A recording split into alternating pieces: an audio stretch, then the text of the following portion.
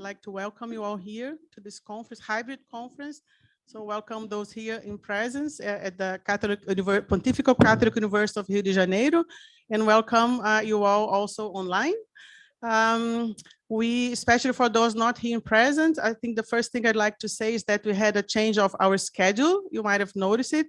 We just had our keynote. It was a streamed live lecture by Professor Joseph Stiglitz that was taking place in the European University Institute in Florence. And therefore, we are just doing our opening session now. In that sense, I also would like to apologize for the presence that was in our program of our Reitor, that he couldn't change of time. Therefore, we start now our opening. We'll be talking about the conference and also our Jean Monnet network in a moment, but to start our opening, I'll give the floor then to Professor Isabel Siqueira, the Director of the Institute of International Relations, the host of this conference and member, of course, of the Jean Monnet network. Thank you very much. Thank you, Andrea. Thank you, Andrea. Well, good morning and welcome, everyone. I just wanted to say that I don't think we can stress enough the importance of the topics of this event. Democracy, rights, those are the main themes that we should be talking about nowadays. We have several reasons for that. And I think for IRI, this marks our commitment to an agenda on rights and social justice. So it is something, the network itself and the research, it's something that we are very proud of being able to host and to develop in here. And I also had the pleasure today of meeting Bettina. Very nice to meet you. And I should apologize as well because I won't be able to stay here. I have a Viva and I'm sitting as an examiner, so I'll have to go to the Viva. But it's a pleasure to be here, and I hope I can attend the other panels, and I hope you also have a very good and productive discussion. Thank you very much, Isabel. And now I'll give then the word to Bettina Guilherme, who was actually the person who first founded this network, this research network. So please, Bettina. Yes.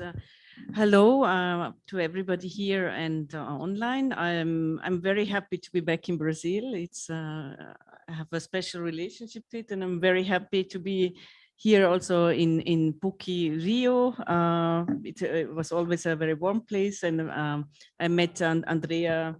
Nowadays, we have several reasons for that. And I think for IRI, this marks our commitment to... Okay. Yes, so... when I met Andrea, it immediately marked not only a very good cooperation, but a friendship. But I want to first speak a bit how we got to the idea of the network. It actually was born in Brazil, but actually in Sao Paulo, at the University of Sao Paulo, where I worked as a professora colaboradora, and there are many colleagues here, Jose, Tuca, Kai, that were from the beginning part of it. So the idea was, when I came from Europe, where I worked in the European Parliament, in the Economic and Monetary Committee, but also in the Special Committee on the Financial Crisis, where I met a lot of experts on crisis like Stephanie Griffiths-Jones, Stefan Schulmeister, Lucas Tsoukalis, to bring together experts that work in Europe on it with the experts that I met in Brazil, and to enlarge it and also to other, of course, Latin American countries, and to make a comparative network on crisis management, anti-democratic and social impacts of this management. Yeah, that was the original idea. And then I moved from Sao Paulo to Rio and met Andrea, got in touch with Andrea, and she immediately became a very active part of it, took over a big role. So from the first coordination that we had with EU-LAC in Belgium, with Christian Gimmers, whom I want to thank particularly because he was a major pillar of the first 3 years. Andrea then was the ideal person to take over, and I really want to thank you for all the work you've done now the last years, and for organizing this conference, and you do an excellent job as a coordinator, and we all hope that you will continue as as a coordinator. So I want to thank you for holding this conference, for continuing the work. And I think we have already 2 books they're basically finished, and the third one we started with the leadership of Dimitris. And I want to say, Dimitris, I met through Tsoukalis, because I had invited Tsoukalis, and I said, I looked in the website and I saw something like you have a crisis observatory. This would be super interesting. Can you bring me in touch with the person who is the leader? And he brought us together, and Dimitris has also become a major pillar. And we have Jose Briceño, who is now in UNAM and made a fantastic conference in Mexico, also on democracy and regionalism. And there's so many of the colleagues that I want to mention. Paola, Carolina, everybody here has really contributed to make this network a success. I thank you all. Yeah. Thank you, Bettina. So we do have an internet website. We can later put it there if you want to know about our activities and the books. And as she said, there's a third book coming now, which is to a large extent connected to this conference in the sense that the main topic is to reflect about the sequence of crises, because when the network started, there was the financial crisis of 2008. So there was one issue, and linking a lot to the keynote of Stiglitz now, there was a lot of concern about the impact of that financial crisis and inequalities within countries, among countries. And as we worked on that, then we ended up talking about the COVID crisis. And then, of course, we ended up now talking about the Ukraine crisis. So we realized, and the literature reflects that we have been living through a decade that, of course, is not the only concept. We'll be discussing that in the conference, but that this concept of permacrisis appeared. Like, are we really going from one crisis to the other, or are we framing all the issues as crisis? We'll be discussing that. But for this conference, we thought about bringing this. That's exactly the conceptual discussion that we also do in the book. And going back to the original discussion, that to connect economic and financial crises and inequalities to political stability and democracy. And of course, we had the crisis of the extreme right that I think we'll be talking about in the first panel. And we thought it became even more relevant because we talked about populism at that time, and then suddenly we talked about the extreme right, and with a complete different tone. And especially here in Brazil, that we had the experience of Bolsonaro, that was a very strong experience. I think all Brazilians but people observing it. And we thought that, yes, it still makes a lot of sense to talk about how these inequalities that sometimes come from material inequalities, but they really, in the end, affect and believe in democracy and democracy as such. So during these 2 days, we'll be doing these discussions. Next, now at 11, we'll have a panel about multilateralism and the democracy in crisis, exact question mark. And I think Professor Monica Hertz will be talking about introducing the panel. But then next we talk about, of course, this is also important. This project, it's a Jean Monnet project from the European Commission. And so one of the aims is also to think about cooperation between the EU and Latin America. So in this conference, we discussed all these issues, always thinking about, so how these questions can be dealt with within the cooperation. Not, of course, because that's the only cooperation possible in the country, but because that's the aim, of course, of our project. So in the next panel, we'll talk about this EU-Latin America relations as such, and tomorrow in the morning, we'll talk about cooperation, especially given that we just had a summit after 9 years of impossibility of having a summit between heads of states of government of the EU and Latin America because of crisis in a way.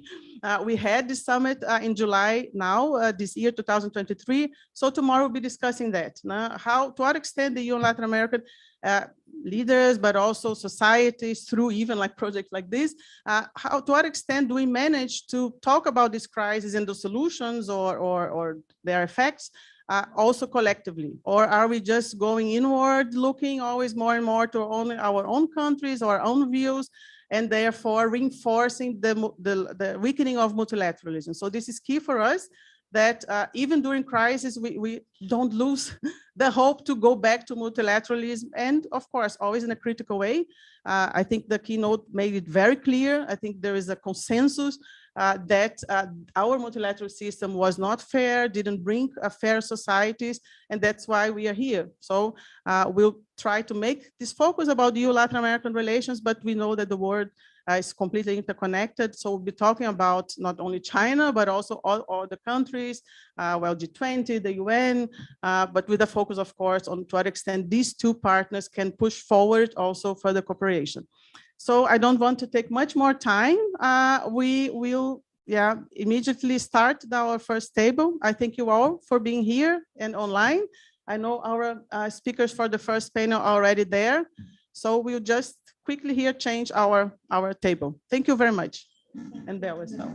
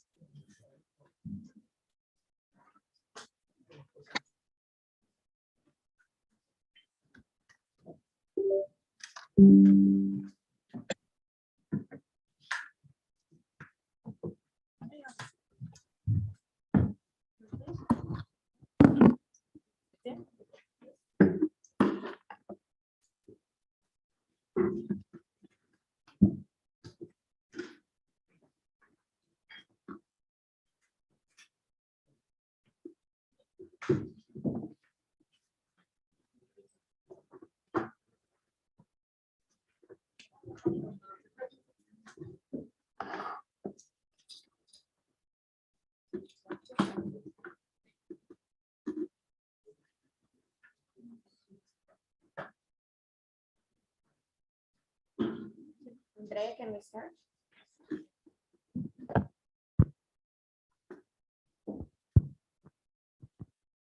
Good morning to all of you. We will start our first panel, Multilateralism and Democracy in Crisis. I will start by stressing that before I introduce our speakers, how absolutely crucial I believe this theme is.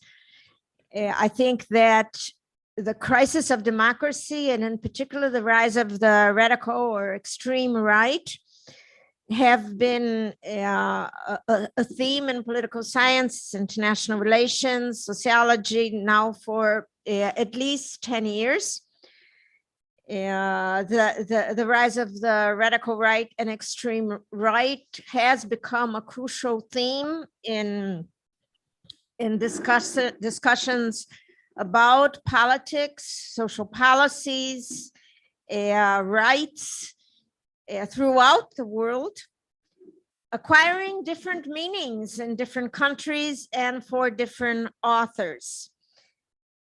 And here, I think we, of course, can talk about all the themes related to the crisis of democracy. It's a huge subfield at this point in time, but we'll be focusing specifically on something that is very, very close to my heart, which is the relationship between this crisis and multilateralism. In what measure is multilateralism impacted in its format and in its substance as we move towards, I believe, a greater concern, but also resistance to the crisis of a democracy, of liberal democracy and other forms of democracy that we are here facing. As a result of my great concern with this, I've been coordinating a project funded by the Open Society Foundation. Andrea is part of the project, on the relation between multilateralism and the radical right, specifically in Latin America. I invite you to visit our site, Mudrao's site, where the project is described and our projects are available.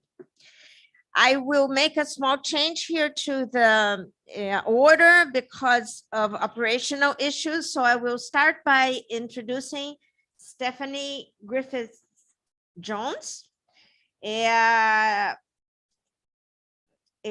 Holds a PhD in economics from Cambridge University and a BA in economics, commercial engineering from Universidad de Chile.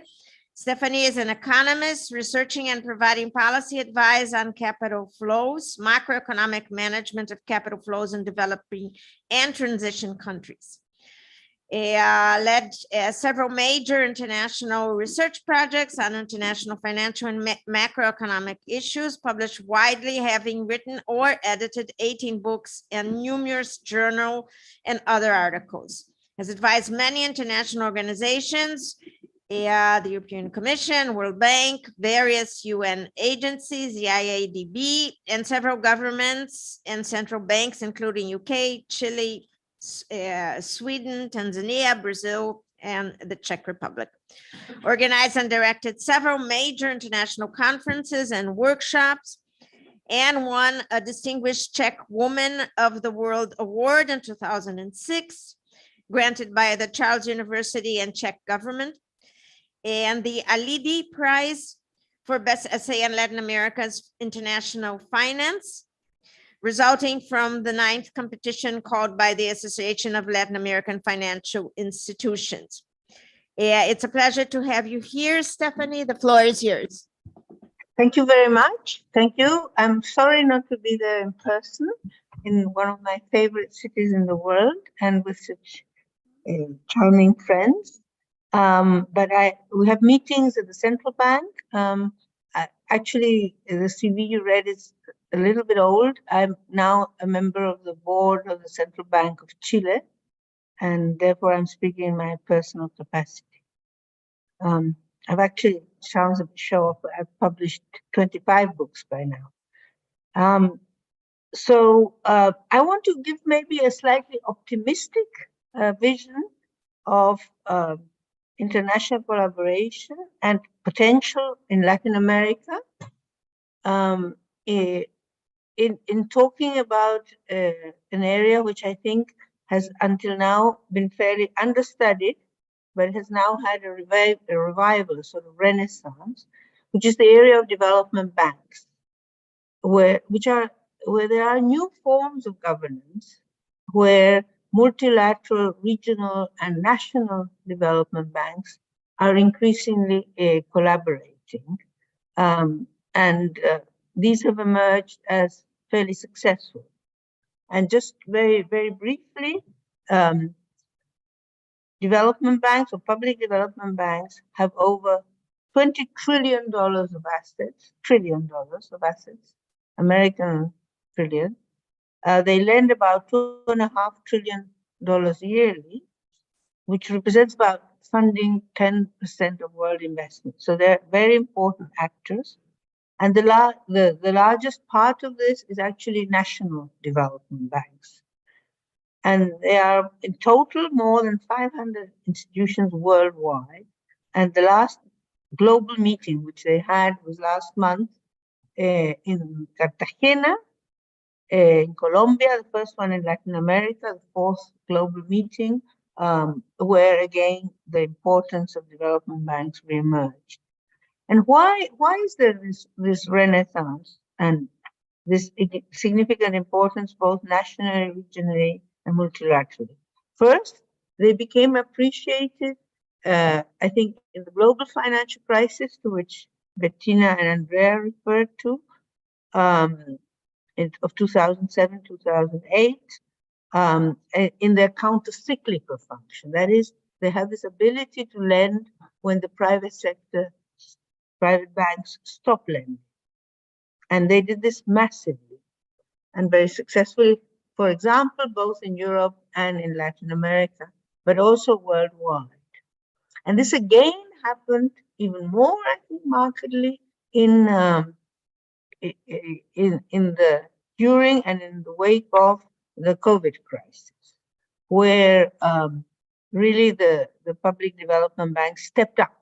One of the leading ones was, for example, the European Investment Bank, which has increased its lending in a very significant way, German KfW, but also in the Latin American region, where the national development banks increased significantly their lending. But I think also very importantly and increasingly importantly, there is a long-term role in supporting structural transformation. Where's the microphone? Where is it? Sorry. There is a structural role, and I think this is in two aspects, which we were recently discussing with Andrea and Bettina. The first is the renewed emphasis on industrial policies worldwide, which I think is particularly clear now in the United States with so-called Bidenomics, but I think had also emerged very clearly in the EU, particularly in relation to the Green New Deal, but also a more general effort to generate new growth and often industrial growth. And this is also very important, increasingly important in Latin America, where I think Brazil, with the new government, is spearheading a lot of initiative on the need for reindustrialization. But I think the need for industrial policies, which implies a certain role for the state, can be applied in concrete terms, for example, through the use of public development banks, which are both state-owned, but represent a prime example of public-private cooperation, because they lend mainly to the private sector, and they raise funds also to an important extent from the private sector, even though they're mostly completely publicly owned. And so these development banks, I think, will play a very big role in this renewed emphasis in industrial policies. And secondly, of course, and most importantly, is the big challenge of climate change, where we know that the planet cannot wait, and we need a development that is much more sustainable. And I think in this context, it's very interesting to put the emphasis in the positioning of Latin America. And I'm now living in Chile, and we see this, what Nick Stern has called the new economic geography.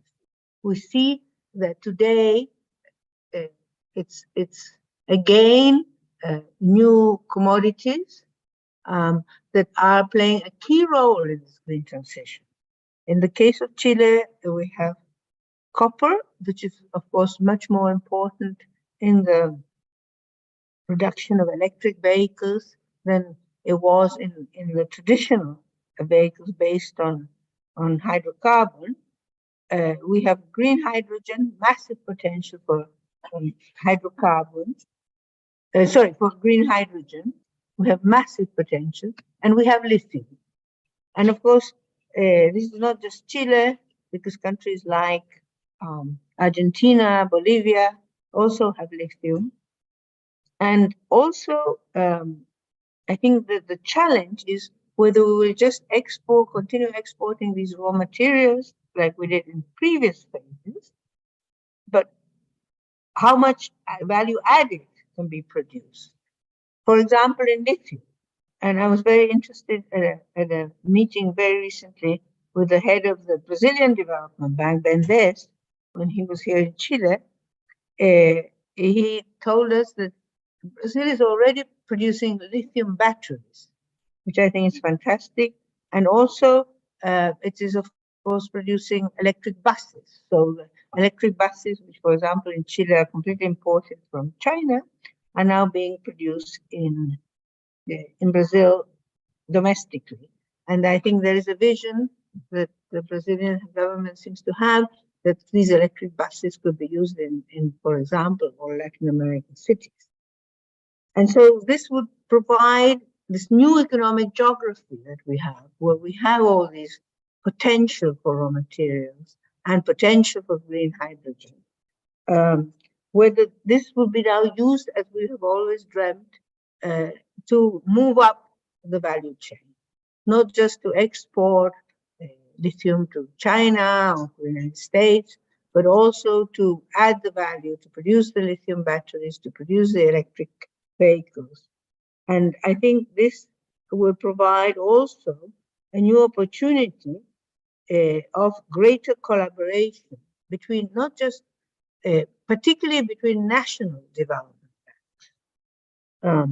Because we have now, of course, this architecture where the World Bank, for example, the European Investment Bank, and collaborate with the Inter-American Development Bank, with Latin American Development Bank, and then now to national development banks. But I think there is not enough collaboration between national development banks. So BNDES, for example, which is a major development bank from Brazil, can also think about joint activities, joint funding, but also joint projects, funding joint financing joint projects between different Latin American countries. And I think I had the sense that there is an important initiative beginning to emerge now from a strong commitment of BNDES and of the Brazilian government, and of course great interest, for example, in Chile. But I'm also sure this will be true for other Latin American countries. And I think this is extremely promising. But I think it also has a very clear European dimension and for potential for collaboration between Europe and Latin America.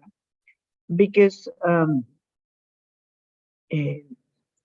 for example, we had a visit here from Ursula von der Leyen recently, and she reflects this hunger that the European Union, particularly in the light of the war in Ukraine and the problems of supply from Russia, for importing particularly green energy from Latin America.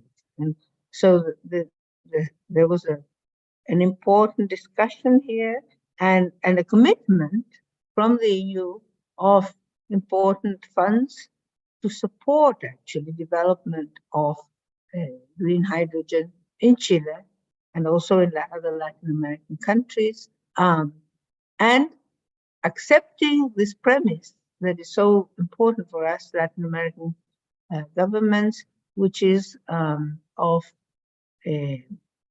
adding value, not just exporting the raw lithium, as I mentioned, but also thinking of how to add value. And this was actually recognized in the memorandum of agreement. I wanted to briefly also say that I think there's another way where the European experience can provide some interesting lessons for Latin America. Because, for example, in Europe, there is an association of European development banks called EDFI, EDFI. And in this case, it actually funds private investment in emerging economies and in low-income countries. And what is very interesting is that they work together. So you can have, these are 15 institutions, which include the European Investment Bank, but also these national development agencies, development finance institutions like the Dutch FMO being the largest one, but there are corresponding ones in France and Italy and so on. It has 15 members, as I said, but they work together. But they work together not in the sense that they have meetings and conferences, which they do, and which we do in Latin America through a very interesting institution called ALIDE, but they actually fund projects together.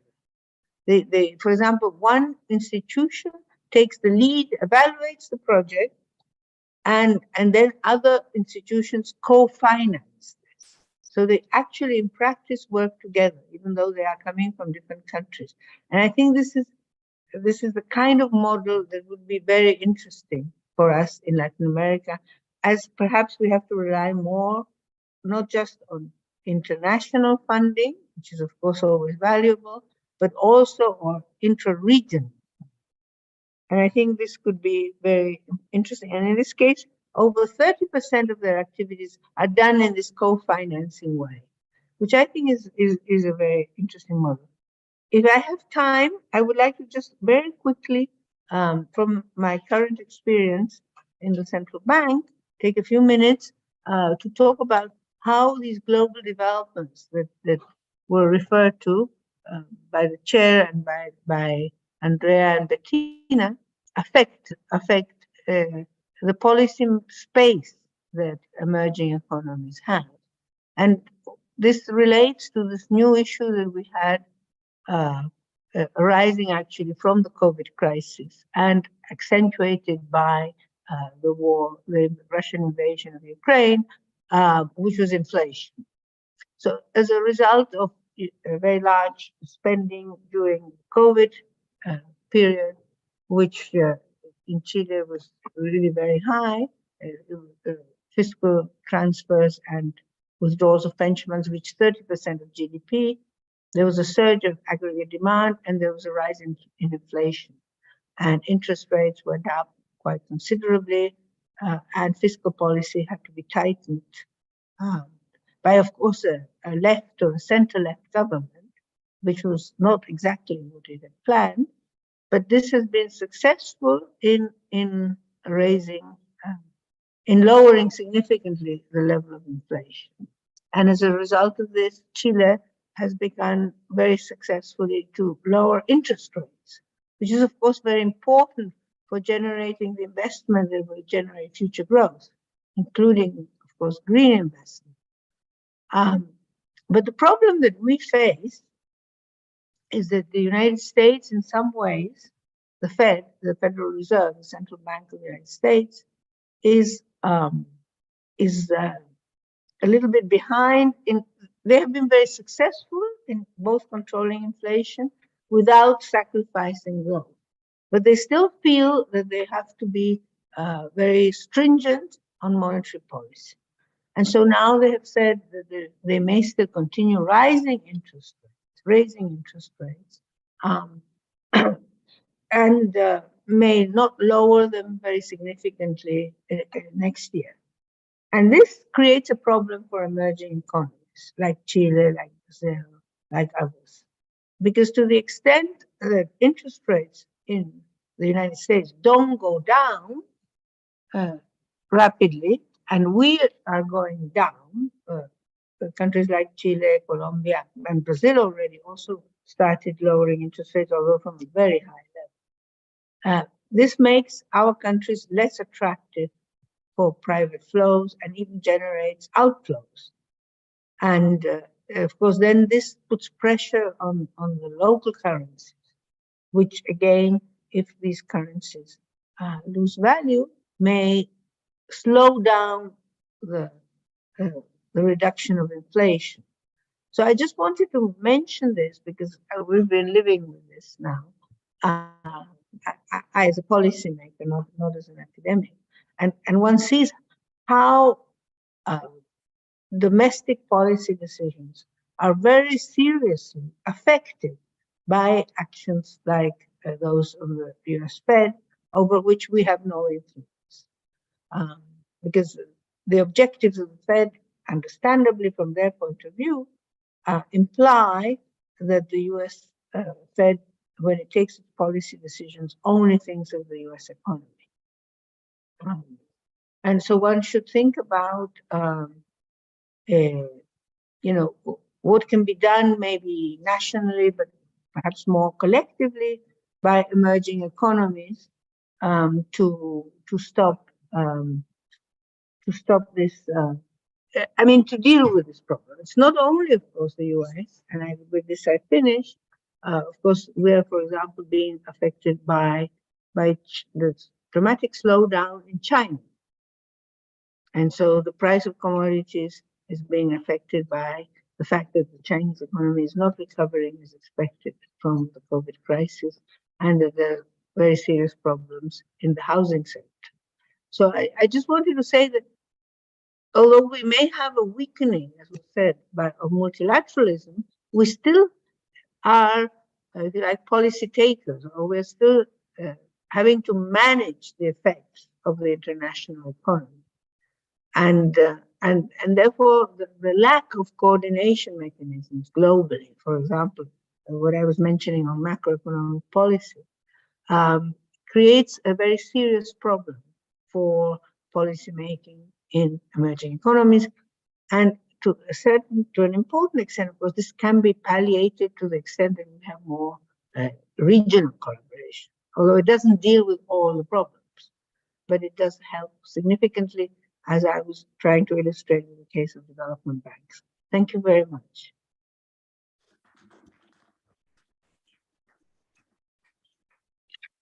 Thank you so much. Thank you so much, Stephanie, for this amazing introduction to our panel. We will now hear from Ambassador Maria Luisa Escorel de Moraes. She's a career Brazilian diplomat, Secretary for Europe and North America since April 2023. She's been ambassador of Brazil to Sweden. She served in Canada, Venezuela, the UN mission in New York, Chile, New Zealand, and the UN mission in Geneva. Ambassador, it's a pleasure to have you here. I'm sorry you're not here physically, but we are very, very happy to hear from you. The floor is yours. Thank you very much, Professor Monica Hertz. It's to begin with, thank you for this invitation. It is a huge pleasure to be with you today, and I do regret not being in person, but I thank you for this opportunity to at least participating through video conference. And it's obviously a great honor for me to be among such distinguished guests. The question proposed for our debate is opportune and complex. At the outset, it is very important to say that multilateralism and democracy are values and goals shared by Latin American and European countries. We are going through a transition period in which both multilateralism and democracy are being questioned and challenged. Despite difficulties and flaws, we firmly believe that multilateralism is the best way to organize the international order and move forward, as democracy, which cannot be taken for granted, is the best governance model at the domestic level. The current global turmoil and uncertainties are a direct result of the world's imbalances and inequalities, which became evident to all during the COVID-19 pandemic, and which are at the roots of the climate crisis, as well as the food and energy insecurity. Growing geopolitical tensions and the scourge of war have amplified all these troubles and also contributed to weakening multilateralism. President Lula recently, speaking at the General Assembly, mentioned that the international community is immersed in a whirlwind of multiple and simultaneous crises. As eloquently summarized by Gramsci almost 100 years ago, and I quote, "The crisis consists precisely in the fact that the old is dying and the new cannot be born. In this interregnum, a great variety of morbid symptoms appear." We live in an era of extreme economic inequality. According to the World Inequality Report 2022, the top 10% of the world's population owns 76% of the wealth and accounts for 48% of all global carbon emissions. While the richest 10% today snap up 52% of all income, the poorest half get just 8.5%. According to the United Nations, more than 700 million face hunger in the world. This situation is an awful tragedy, frequently associated with conflicts and environmental crises, and whose solution requires a holistic approach, one that grants developing countries a stronger voice in global affairs, both at the United Nations Security Council and international financial institutions, and makes sustainable development a core principle of the international initiatives.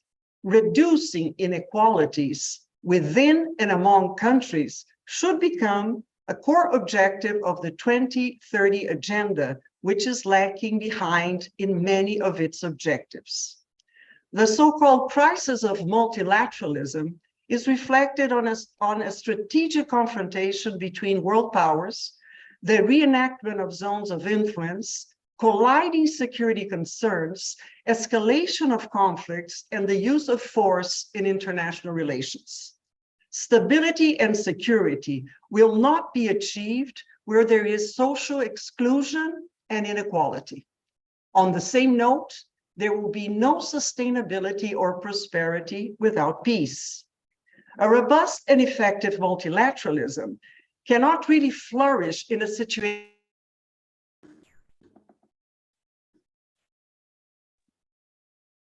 We thus need to pave the way to peace and abandon confrontation, which will only perpetuate the inertia of global institutions. Cooperation is indispensable for pushing an ambitious agenda of sustainable development and energy transition. In order to render global institutions more efficient and legitimate, their representativeness must be improved. Their post-World War II structures need to be updated with a view to mirroring changed geopolitical realities. It is imperative to reform the United Nations Security Council if we are to overcome the persistent deadlock. The multilateral trade regime must be revived if a new wave of protectionism is to be averted. The international financial system needs to be democratized to fulfill its role as a promoter of just and sustainable economic growth. Not least, the revitalization of the multilateral system is a sine qua non condition for the world to advance the SDGs and the 2030 agenda. The UN needs to fulfill its role as a builder of a world with more solidarity, fraternity, and fairness above all. Brazil is acting on multiple fronts and promoting dialogue with everyone to advance these objectives. This is the essence of our foreign policy universalism. Only in September, President Lula participated in the summits of the BRICS, the G20, and the G77 in China, as well as the opening of the session of the UN General Assembly. In all of these meetings, Brazil acted as a promoter of greater understanding among traditional powers and the reform of international governance in terms of an enhanced participation of the global South in world affairs. The inclusion of 6 new members to BRICS, namely Saudi Arabia, Argentina, Egypt, the United Arab Emirates, Ethiopia, and Iran, embodies the idea that diversity is necessary to promote a new sustainable order that accommodates the economic, geographic, and political plurality of the 21st century. Next December, Brazil will take over as chair of the G20. Under the motto, building a just world and a sustainable planet, we will promote the goals of sustainable development, reform of global government institutions, social inclusion, and fight against hunger. In 2025, Brazil will lead the BRICS and host a summit of leaders of countries that represent almost half of the world's population and more than 30% of the world's gross domestic production. Also in 2025, we will host the COP30 climate conference in Belém, the first of the COP meetings to be convened in the Amazon region.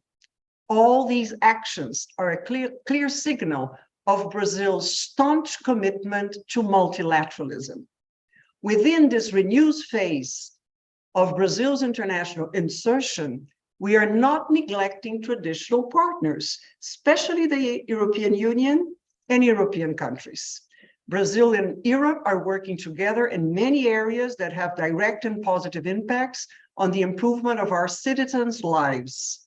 Not only is the European Union one of our main trade and investment partners, but the EU is also a key player in areas such as science, technology and innovation, environment, energy, and defense. Moreover, we are also share the values upon which our societies and political systems are organized, notably democracy, human rights, social justice, and sustainability, among others. Created as a response to the traumatic experience of the war, the European Union is an inspiration to other regional organizations such as Mercosur, and a positive driving force in a world characterized by greater interdependence. We are committed to rebuilding our relationship with Europe. Since the beginning of the year, we have witnessed, apart from a large number of meetings, many high-level visits in both directions: Germany, France, Portugal, Spain, Italy, Romania, the Netherlands, and Finland, just to name a few. On June 12, we were honored by the visit of the President of the European Commission, Ursula von der Leyen, and the EU-LAC summit last July was the crowning point of a very busy semester. As in any long-standing relationship, we may not always agree. However, I believe this is the moment to break new ground. We need to dare to commit to a stronger relationship, which will require some concessions, mutual trust, and permanent dialogue.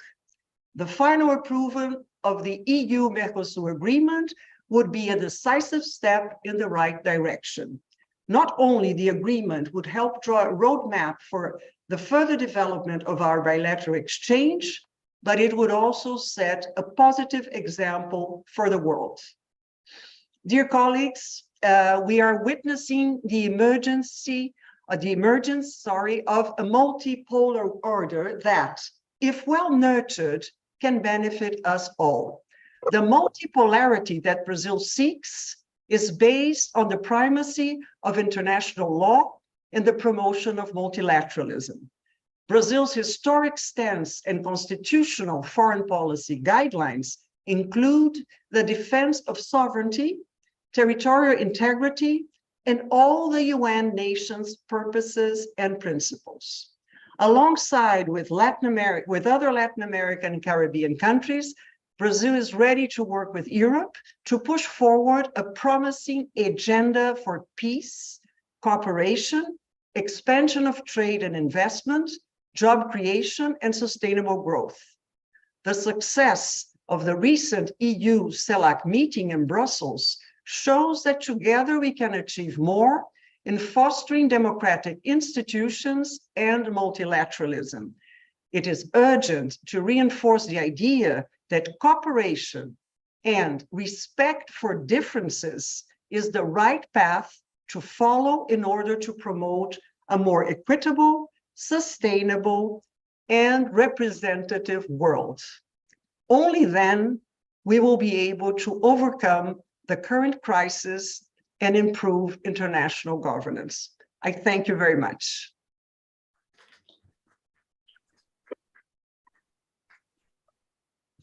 Ambassador, thank you very much for your very clear explanations on where we can head and where Brazil can make a significant contribution. We will now hear from our dear friend, José Ramón Briceño Ruiz. He's an associate professor at the Latin American and Caribbean Research Center at the National Autonomous University of Mexico. He holds a PhD in political science, a master's degree in international relations, and a DEA in comparative politics, a degree in law also from, I actually didn't know that. From Venezuela in 1991. Briceño, as always, it's a pleasure to have you here at EDI. The floor is yours.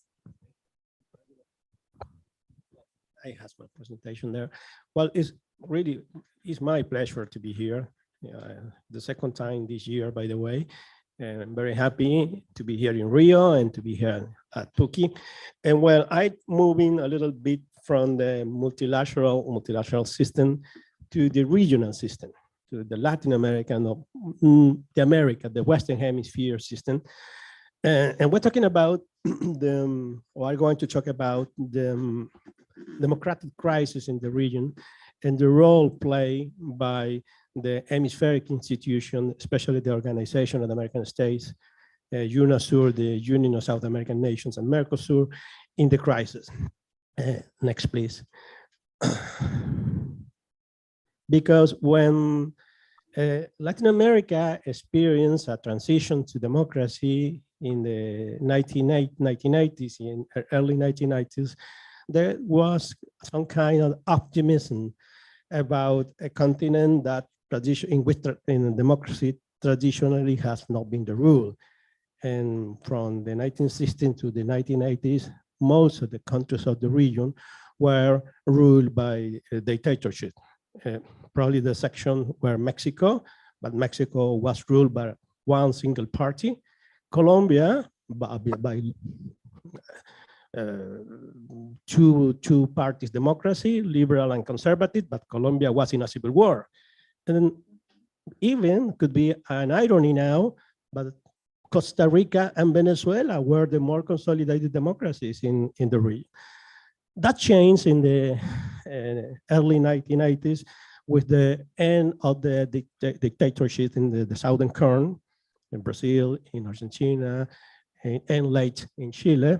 And also it was consolidated in the early 1990s when the Central American crisis ended, when the conflicts in the Central American isthmus because of the Sandinist victory in 1979 and the conflict between the Sandinists and the United States finished. So there was some kind of optimism. Democracy has a place in Latin America for the first time, probably. And in that context, regional integration, regional cooperation, regionalism was perceived as a mechanism that could contribute to consolidate that democracy. And different arguments were presented, but probably the most important were that countries became more democratic to reap the benefits associated with free trade. For example, that was the case of Paraguay. For Paraguay, it was quite important, the Brazilian and the Argentinian market. And to benefit from free trade with these countries, Paraguay has to overcome the historical, traditional, authoritarian tradition linked to the figure of Stroessner, the Stroessnerism, for example. That's the first argument. The second argument was that the political stability provided by democratic regime allow countries more easily trade with the rest of the world. Democratic institutions facilitate trade with the rest of the world, and that was probably the experience in Europe, in Western Europe after the Second World War. And another argument was that the wars and diplomatic conflict were not usual between democratic nation state, and the scenarios of conflictivity and geopolitical confrontation would disappear if democracy were improved in the region. Probably the relation between Chile and Argentina during the dictatorship, Videla and Pinochet, and especially the relation between Brazil and Argentina, in which the scenarios of geopolitical confrontation would disappear if all the nations of the region will become democratic nation. So there was a strong commitment in the 1980s to use regional integration, not exactly cooperation, political cooperation, because political cooperation in the 1990s was very weak in Latin America, very, very weak. Institutions as UNASUR, EU-LAC appear later in the 21st century. Next, please.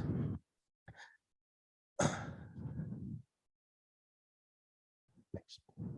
And in probably next before.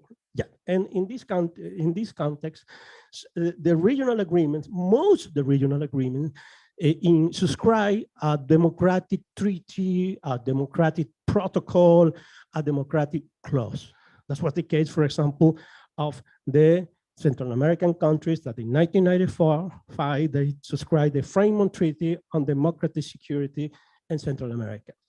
In the Andean region, for example, an additional protocol to the Cartagena Agreement. The Cartagena Agreement was the agreement that created the Andean Patch that imply a commitment to democracy was also signed in 2000, the previous place. And this is probably the most important for our analysis. The Organization of the American States approved the resolution, I think it was in 1991 or 1982, the 1080 resolution, and in 2002, the Inter-American Democratic Charter that implied the creation of the hemispheric mechanism to defend, to promote, and to defend democracy. Mercosur was also play also a little role in this idea of using regional institutions to promote democracy. First, with the signing of the Ushuaia Protocol, the first one in 1998, as a response to an attempt of the coup d'etat in Paraguay, and the second one in 2010, that, as long as I know, has been quite difficult to be ratified because of the kind of stern Mercosur has experienced in, I would say, in the last 15 years or at least 13 years. And another important example was UNASUR. But because in UNASUR, there is a protocol of commitment to democracy, the so-called Georgetown, the capital of Guyana, Georgetown Protocol. And this is one important component of Mercosur, of UNASUR, because one of the goals, supposedly, UNASUR has to promote was the political stability in the region. So there is a framework. There are many treaties. Most of the regional institutions or the regional projects in South America and in Latin America, and even in the Western Hemisphere, has mechanisms to defend, to promote, and defend democracy. But how has it worked? Has it really worked? What are the success and the failures of these initiatives? Next, please. My first point is that there are some problems when evaluating these mechanisms. And this is working in progress. This supposedly will be my contribution to the book Dimitris and Tuka and Andrea are organizing. But I present 5 aspects that should be considered when analyzing the working, the way these regional mechanism has functioned. The first one, these mechanisms were created to defend democracy against incumbent governments. For example, one example of this was the coup d'etat in 2002 against Hugo Chavez. There was a regional response to defend Hugo Chavez because Chavez was a legitimate government elected by free elections in Venezuela. But these mechanisms were not created when the attack against democracy were made by incumbent governments. And that is the case of Nicolas Maduro in Venezuela. Nicolas Maduro, since 2014, has, in my view at least, violated this basic rule of democracy, division of powers, free elections, et cetera, but the democratic clause has never been applied to Venezuela. This is a serious problem. Venezuela could be just one example. I'm not quite sure it's the only example. Second point, relative power matter. This narrative about democracy and human rights and all that is quite liberal in the sense of liberalism in international relations, the liberal school of international relations. And it seems that power doesn't matter when defending democracy. The power is not a factor. And is a factor. In the case of Latin America, sanctions normally occurs when the less Latin American countries are, is the case. I mean, this is what's the case, for example, in Nicaragua, for example, or in Bolivia, for example. But an example, and I know that could be quite polemical to say that, I assume the coast, when there was an impeachment here in Brazil in 2016, many pundits and experts asked it, that really implies a violation of the rules of the Brazilian constitution and the agreements on democracy in Brazil. There were really reasons to impeach Dilma Rousseff. Recently, even the Brazilian court recently, 1 month ago, finally decided that there was no pedaladas fiscais, the reason why the impeachment took place. I don't want to discuss is impeachment what legal or illegal. That is not the point of my presentation. I know it's quite polemical. The point is that no institution in the region, the Organization of the American States, Mercosur, UNASUR, even included in their agenda the discussion of the Brazilian crisis. The democracy in Brazil was not in crisis. And why?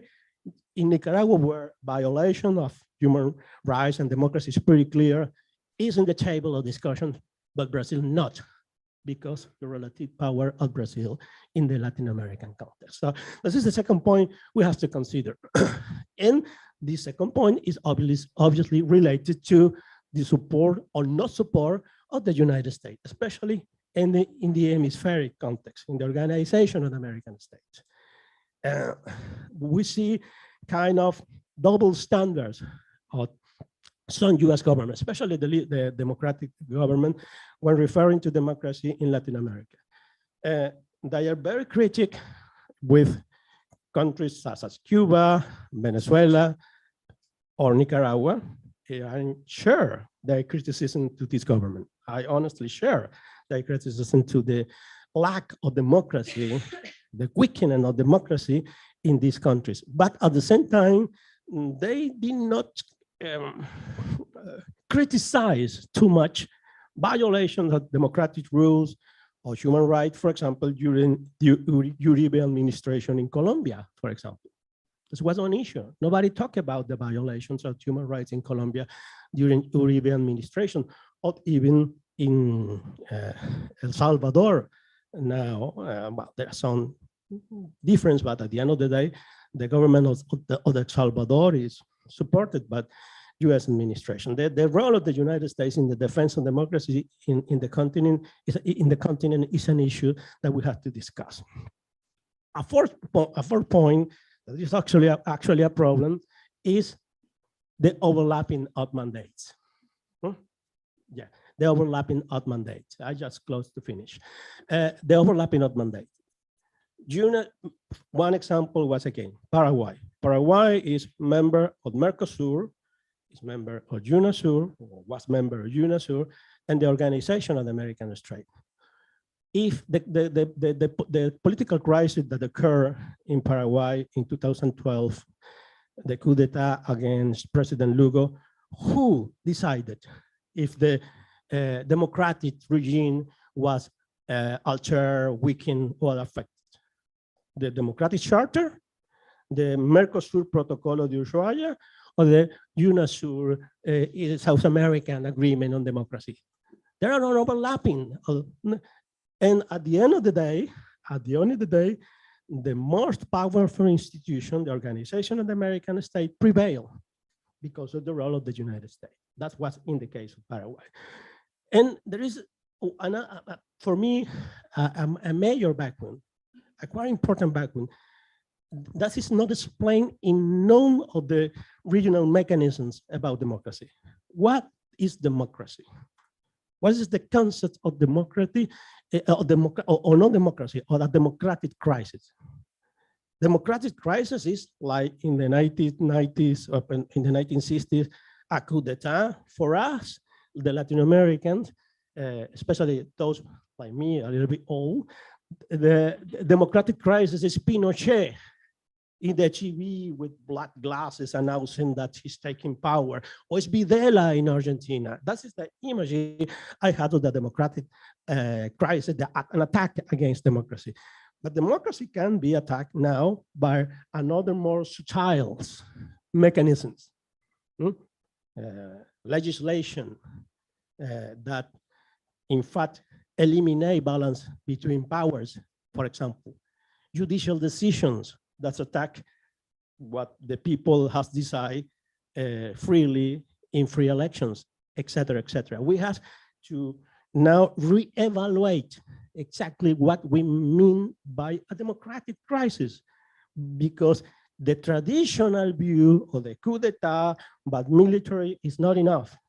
It's not enough to understand a democratic crisis in Latin America. In fact, probably with the section of Venezuela in 2002 and Oviedo in Paraguay in 1998, most of democratic crises in Latin America, military has been no involvement. They have no, the main actors. Unfortunately, I have no time, but very briefly, I want just to present this just in 1 minute because I have no time, how, for example, one of these variables or these variables applies to these cases. In the case, for example, of the Inter-American Democratic Charter, no one in the OEAs talk about the Brazilian impeachment because of the relative power of Brazil in the Latin American, on the hemispheric continent, for example. In the next case, please, in the case of Mercosur, once again, you see the crisis in Venezuela. Previous, please. Crisis in Venezuela, I think 2001, crisis in Venezuela 2017, next please. Crisis in Venezuela, but Mercosur now, 2017, next please.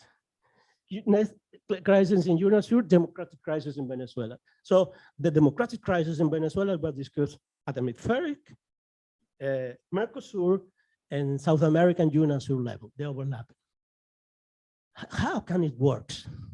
How coordinates the different institutions? Well, interest in those institutions are different. In UNASUR, the leading country was Brazil.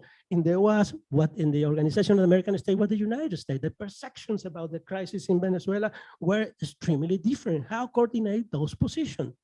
At the end of the day, that made that institution did not work, or that prevailing institution with relative power, the Organization of the American States, finally assumed the leading role in trying to resolve the crisis that the OEAs did and failed because Chavez organized a geopolitical strategy to find the support of the Caribbean islands, and the Caribbean islands, CARICOM Islands, stop the application.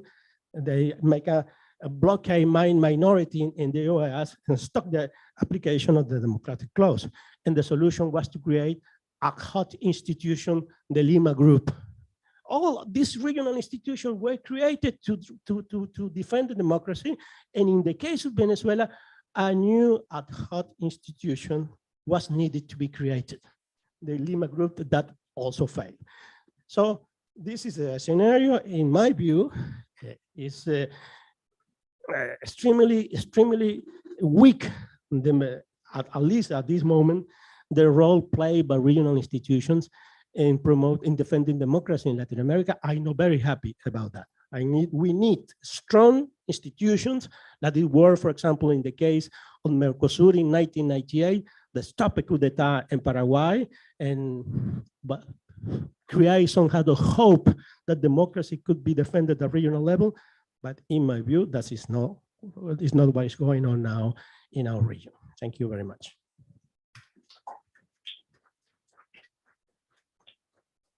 Thank you so much for bringing our region into this debate. I think that more generally, we need to talk about what multilateral institutions can do in terms of supporting democracy today. I think it's a very, very complex issue, and which kind of institutions can actually play a role. Probably we'll have to look bottom up how to build these institutions, and take into consideration that democracy is a feature of just a small number of countries today. So we will now hear from Bettina Guilherme. She holds a master's degree in philosophy from the University of Vienna. She is currently coordinator of the Jean Monnet Crisis Network of the Inter-University Institute for the Relations between Well, this is what was given to me, so. Bettina, do you want to introduce yourself? Yes, I'm actually working in the European Parliament, and I'm currently on a leave in the European University Institute in Florence. So I'm an EU fellow in Florence, and I have founded the network Chamonix, as I already said, and apart from that, I want to speak now. I've specialized more on crisis and crisis management and democracy questions, and that's what I want to speak about. So in a way, it will connect to what has been discussed before, but in particular also what Stiglitz said, but more on what he called the broader issues, so the democratic issues. Yeah, and I want to then start directly. So what I really find interesting that we are talking about this multipolar multilateralism that we are in right now. But in fact, we are in there's a polarization both of the political system, of the international system, but also of politics within countries with the radicalization. And I want to go a little bit back and look at how this developed. So when we look at after the Second World War, there was a very bipolar distribution of power and division of the world into this communist capitalist system. And when we look within the countries, particularly in Europe, that meant we had basically two big political parties, so the Social Democratic Party, the Christian Democratic Party, and both had one thing in common: they believed in market economy and a welfare state. Yeah? So it was like kind of a consensus-driven policies, yeah, and yeah, and then we went particularly between 1989 and 2008 towards a more predominantly unipolar system with the breakdown of the communist system, and so the Anglo-Saxon liberal system took over and dominated the system. But at the same time, we saw already the beginning of BRICS and the G20. But in that time, there was like a strong era of deregulation. The social consensus was cancelled. The labor contracts were being flexibilized. So there was not this social consensus was strongly diminished also on European level. And there was more austerity introduced, more free market and so on. And then we came to the financial crisis. It was like the excess, the accumulation, and in fact, it was the failure actually of the neoliberal capitalism, and the medicine for the failure was then more austerity and more neoliberal and cutting the social state and so on. So this, of course, had then the consequence that people felt very insecure. There was a more, we heard more inequality, more poverty.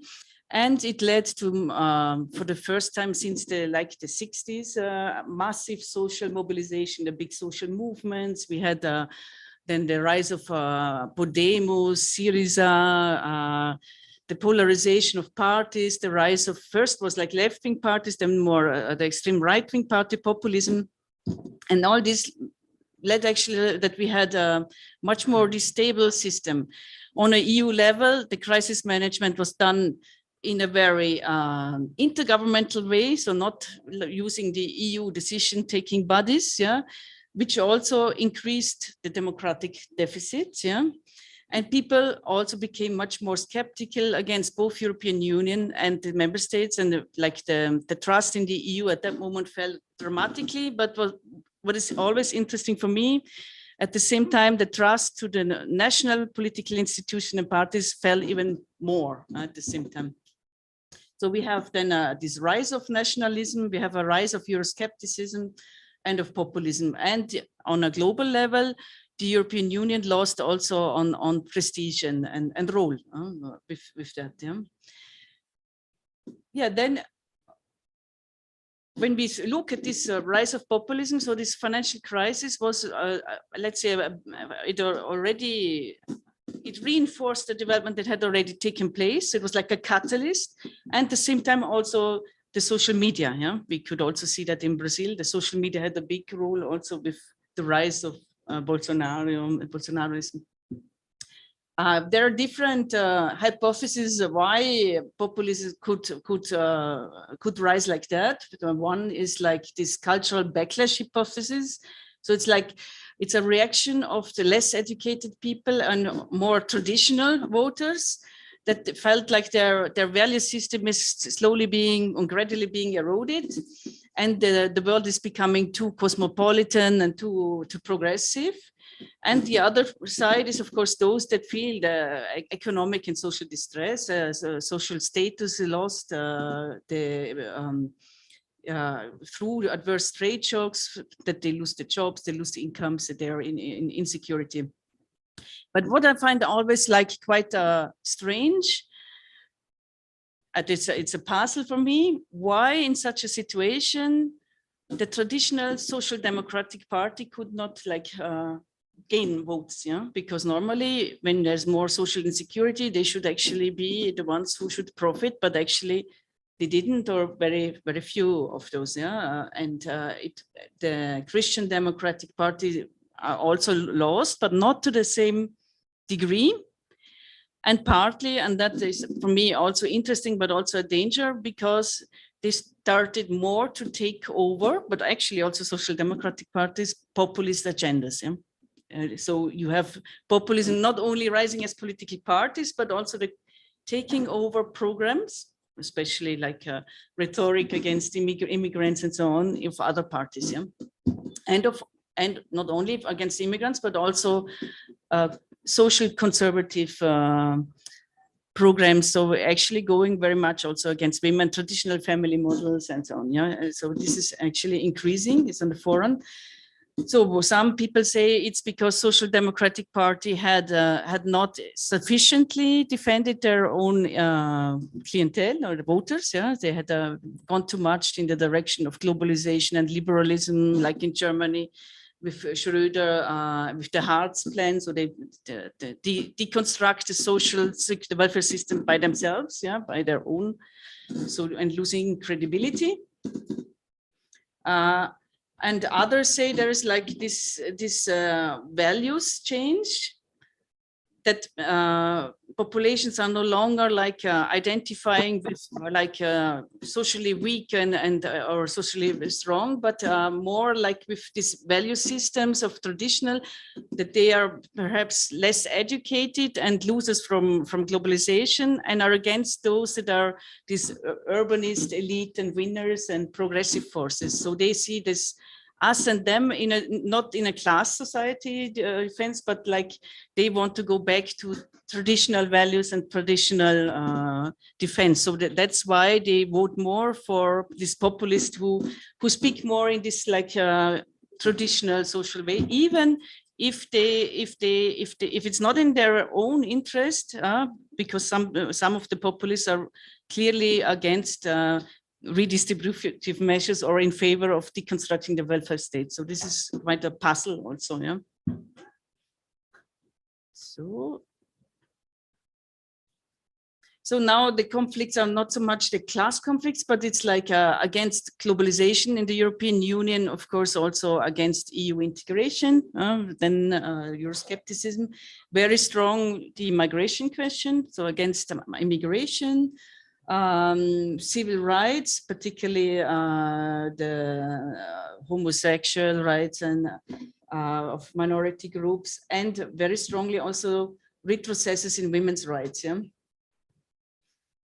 So what is now on a political level? In a political level, that is very worrisome. We see not only the radicalization, but we see actually that what used to be perceived as politically incorrect becomes standard. Yeah, the way of the dialogue, the debates, the discussion, opinions that you would never be allowed to express in public are allowed or standard. Yeah, this you see not just from the populist parties. Yeah, it is actually, I think, a cultural change.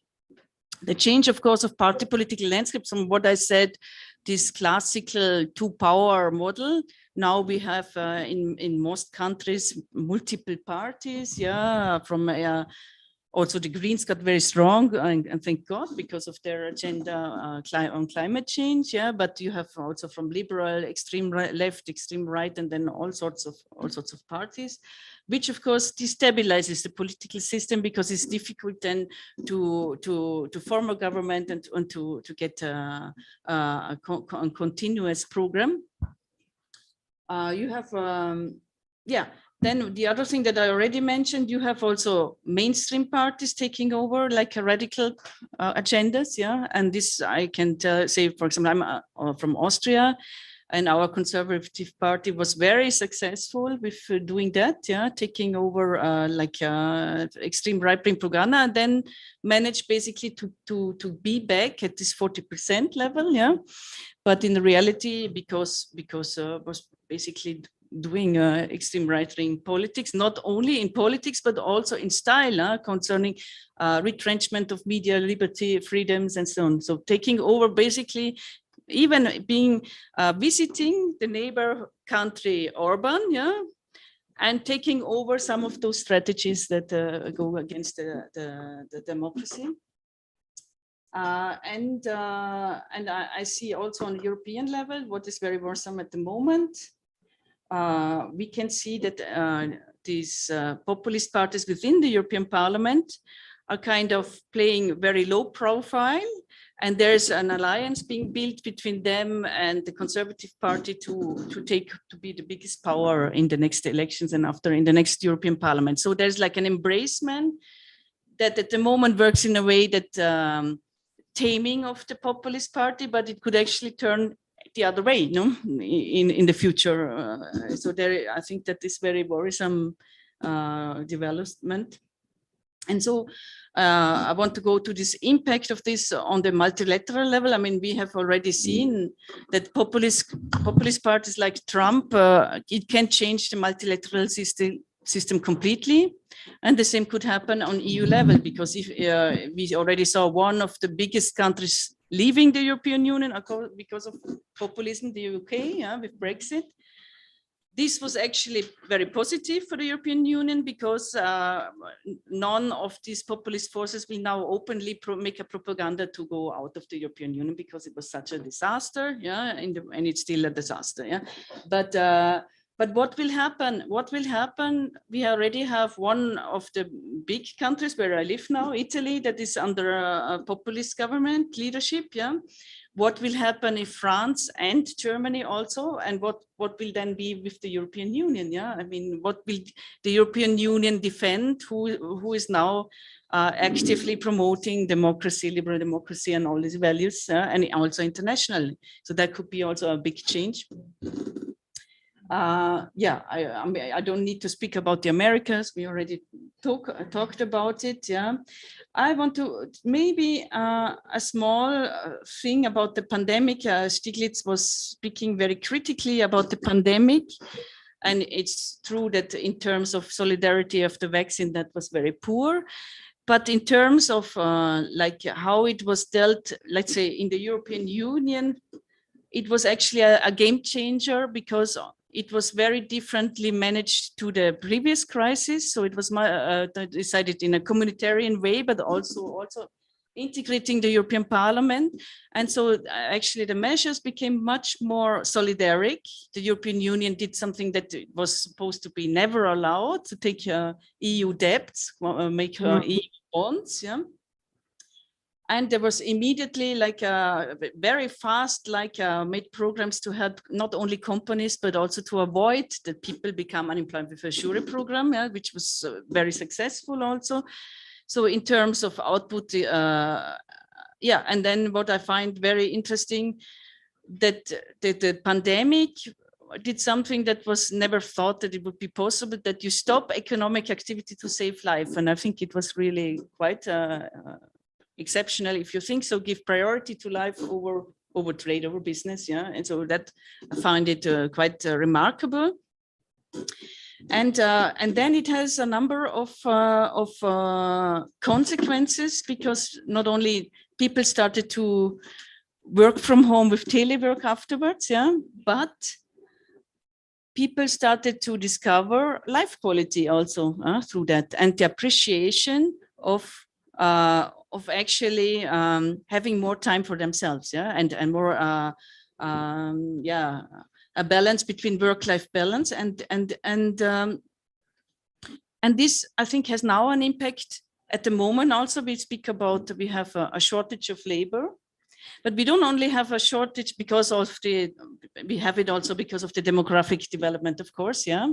But not only because of that, I think there's also people realized, particularly in very vulnerable sectors, that maybe were working in this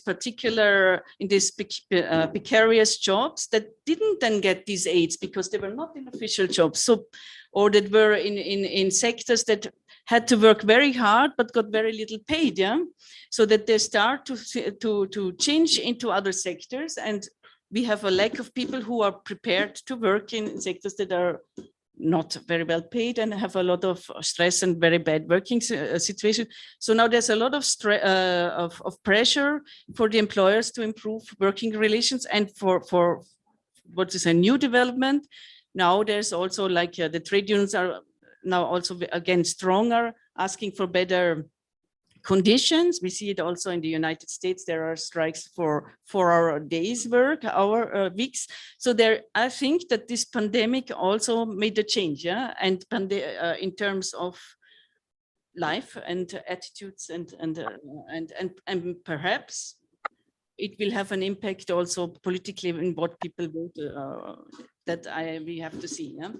But in terms of of course, in terms of international relation, it made a big change in multilateralism, because also the EU saw that they had blindly believed in free competition, free competition and free trade, yeah, and that gave us the situation that in the moment of the COVID, we had no factories that produce masks that were essential to save lives.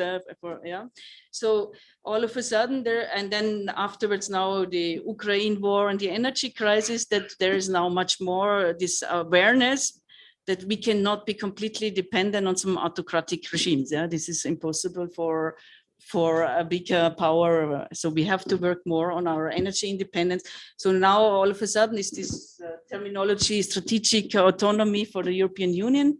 So in a way, I think that changes that have already been introduced through Trump, changes that are coming are demanded now by the new emerging states, and rightly so, in the international system. But there's also changes that are asked for by the European Union in the system. So I think that there is a clear case that the multilateral order has to be changed. The worry is now, of course,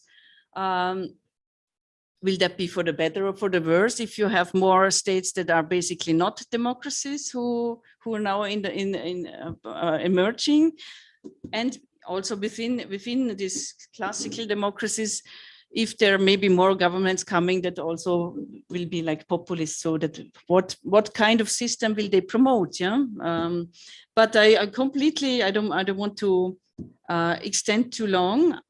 Yeah, I think there is also another democratic issue about multilateralism that has not been discussed yet, but it's an old issue. The more decisions are being now on the multilateral level, the less, of course, is being decided in national parliaments, yeah, or also in EU Parliament, and that is also a democratic issue, yeah. And I think that especially for the European Union, we are very concerned about that. And many of the citizens are and we had seen also protests worldwide, like the Battle of Seattle and so on, that they were against international institutions that maybe decide policies that will either have an impact on their own social system or even be an impediment for future improvements of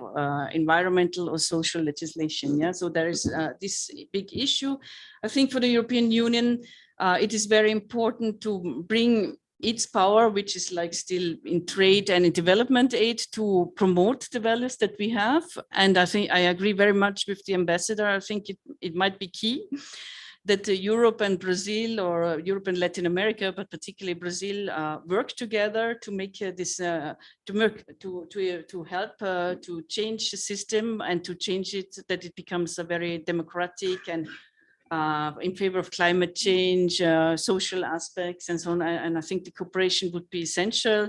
It was very interesting for me that Stiglitz mentioned Brazil. Yeah, so I think.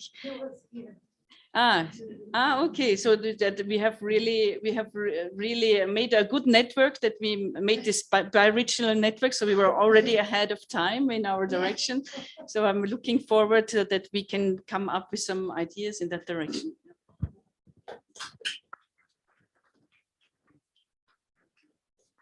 Bettina, thank you so much. Although we may have to distribute Prozac to the audience after your intervention, because difficult times. So last but not least, Madam Chair, I'm sorry, I've been sending messages. I may have to leave soon. Would it be possible? I apologize, but just if any issues are raised by some of the comments I made, would it be possible to discuss them now? I really apologize. Do you want to make a comment? Is that what you mean? I'm sorry. No. If anybody has any comments or questions about what I said, if I could answer them now, I'm sorry to jump in, but because I have a meeting at the central bank. Yeah, we understand. Yeah, but still, I think we will move ahead with Tiziano. Okay, Tiziano is a researcher at the IAI's.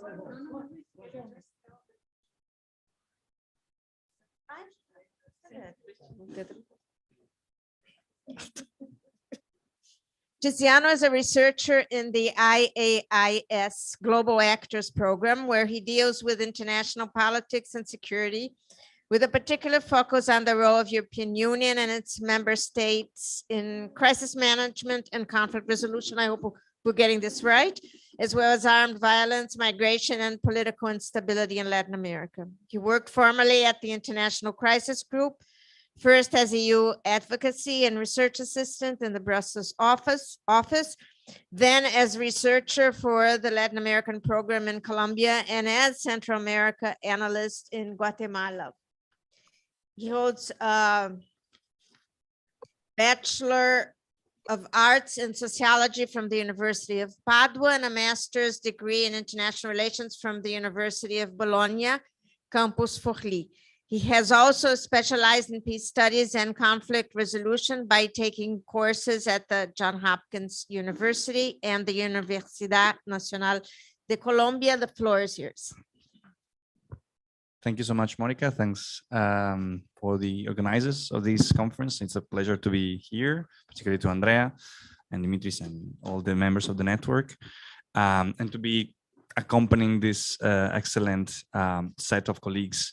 I will try to be brief because I think we were already over time. And I wanted to focus on one specific aspect that I think it's mostly, when I was listening to Bettina's presentation, particularly at the beginning, if she didn't mention particular references to parties or institutions, I would make a lot of parallelism to things that happened over the last few years in Latin America. But there's one, I think, peculiarity that also represents a challenge for democracy in Latin America. And I think it's the issue of security. I think we can move on because, in fact, if the economic crisis that we talked about, the failure of the neoliberal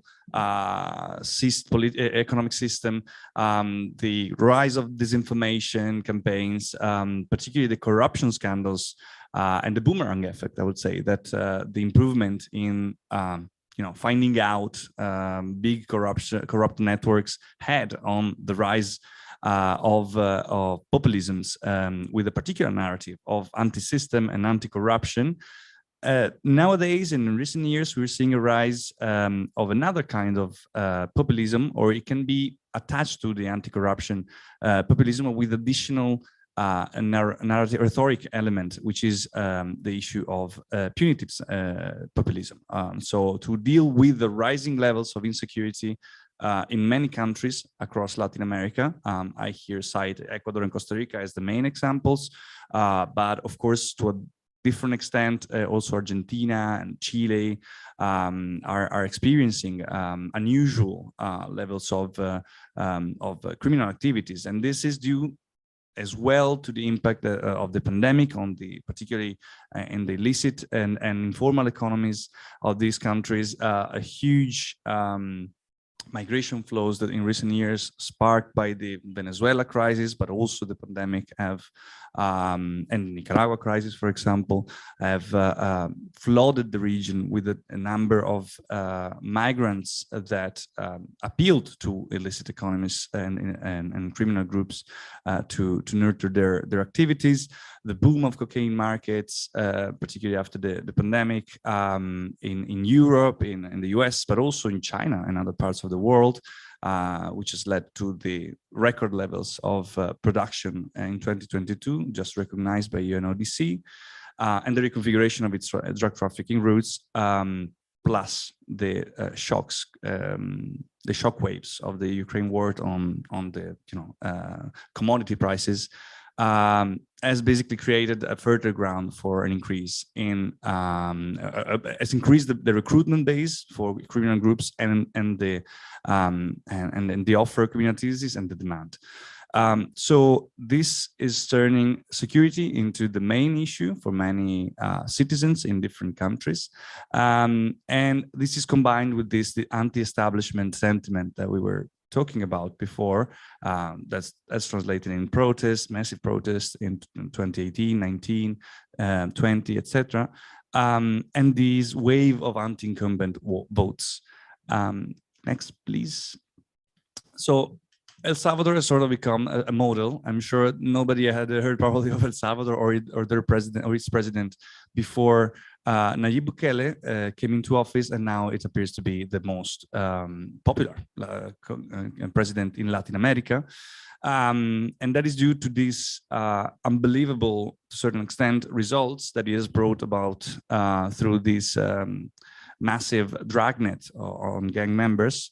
By the way, after negotiating with them for 3 years, but we can talk this in a later conversation. And that's reduced, basically, I will narrow down the findings to basically one key figures, which is the homicide rates, which last year was below 8 murders per 100,000 inhabitants. And just 8 years ago, if you see the map, the graph down there, it was over 100. So it's just an unbelievable result. And actually this is translating into and it's being accompanied by a strong communication campaign on social media through the use of YouTubers, TikTok, etc., is contributing to the popularity both within the country and outside of the country of this sort of model, which consists basically massive mass arrests, 70,000 people being arrested, according to the government, the harshening of sanctions for membership or relationships with the gangs, the building of new mega jail, which is supposed to host up to 40,000 people, and in general, this has had a great appeal. I mean, this is, at least so far, it's working, although with a great cost at the human rights level, and there have been already 7,000 people released for lack of evidence towards the relationship with the gangs, which means at least 10% of the people arrested spent some months in prison. Many of them died without real evidence that they had any connection to the gangs. And this is basically turning El Salvador in a sort of police state, because it's been going on for 18 months already, amid the applauses of the population. Next, please. So this has basically turned into a political electoral tool for many governments and or candidates in recent elections. We've seen Honduras following the same footsteps, albeit proposing at the beginning in its campaign plan, Xiomara Castro proposing a total, demilitarization of public security, a focus on violence prevention, community policing, and eventually turning, vis-a-vis a harsh reality check that things were going in the wrong direction. She has really taken a U-turn on their security policy, and now it's basically taking the same narrative, the same measures, although not being able to implementing them to the same extent, precisely because of the differences that are present between the situation in El Salvador and Honduras and every other country, which is the different criminal landscapes, the institutional capacity to go after, track down and go after criminals, the presence of checks and balances, namely, separation of power between the executive and the legislature and the judiciary, and as well as a more active citizenship like NGOs, civil societies that in many countries can push back towards the imposition of certain measures.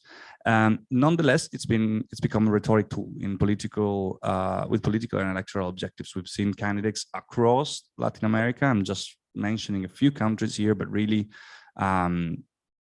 we've seen many, including proposing themselves as their respective countries' Bukeles.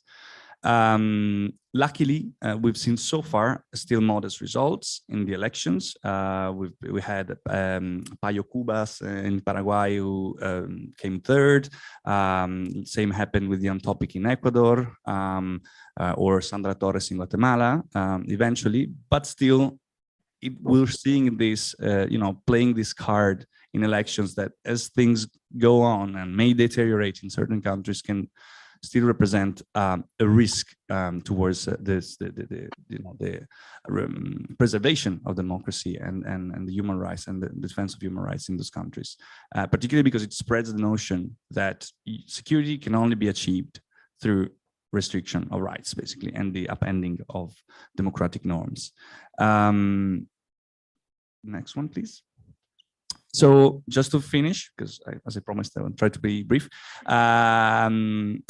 I think this is a regional challenge that is not being put in the agenda. It's I think, very positive that some countries in the region, particularly Lula in Brazil, are trying to renew this push now towards regional integration and normalization of diplomatic relations, de-escalation of polarized politics that accompanied the recent years, particularly during the times of the Lima Group.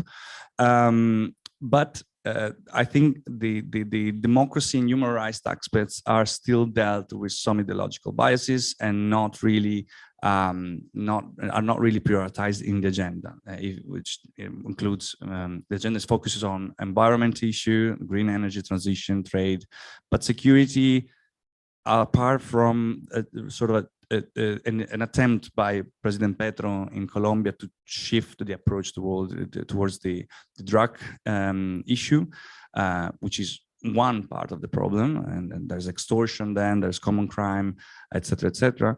But from that, I haven't seen any great effort towards including a common approach towards the problem of security, which is very interconnected within these countries, in the agenda. And as well, likewise, if the partnership between the EU and Latin America is aims to and it's being relaunched and aims to preserve and strengthen the rule of law, I think the two regions should include this issue in the agenda, step up cooperation on addressing violent crime through uprooting corruption, increasing the institutional capacity to deal with this rising violence, investing in prevention, and in doing so, addressing the link between democracy and security. Thanks. I'll end you. Thank you so much. Yes, violence is a crucial pillar of the debate and the relationship between democracy and multilateralism, and about human rights and multilateralism. I think we can move now to our debate. Perhaps we could collect a few questions and get back to all of you. Who would like to start? Please. Yes. People online, I think. People online, I think. Thank you all. I'm Julieta Selikovic from National University of Rosario. Thank you for your interesting presentations. And I would like to ask you about the role of Brazil. Many of you, and even Stiglitz in the opening remarks, mentioned Brazil as a key player in the next global order. And we are seeing a very rich agenda of Brazil in multilateralism, but I'm wondering Brazil as a regional leader. How do you feel this is going as Brazil promoting regional integration and giving voice to the different actors in Latin America and embracing democracy and all the threats we are mentioning today on the regional level in Latin America and then in the relationship with Europe? Thank you. Thank you. Next, please.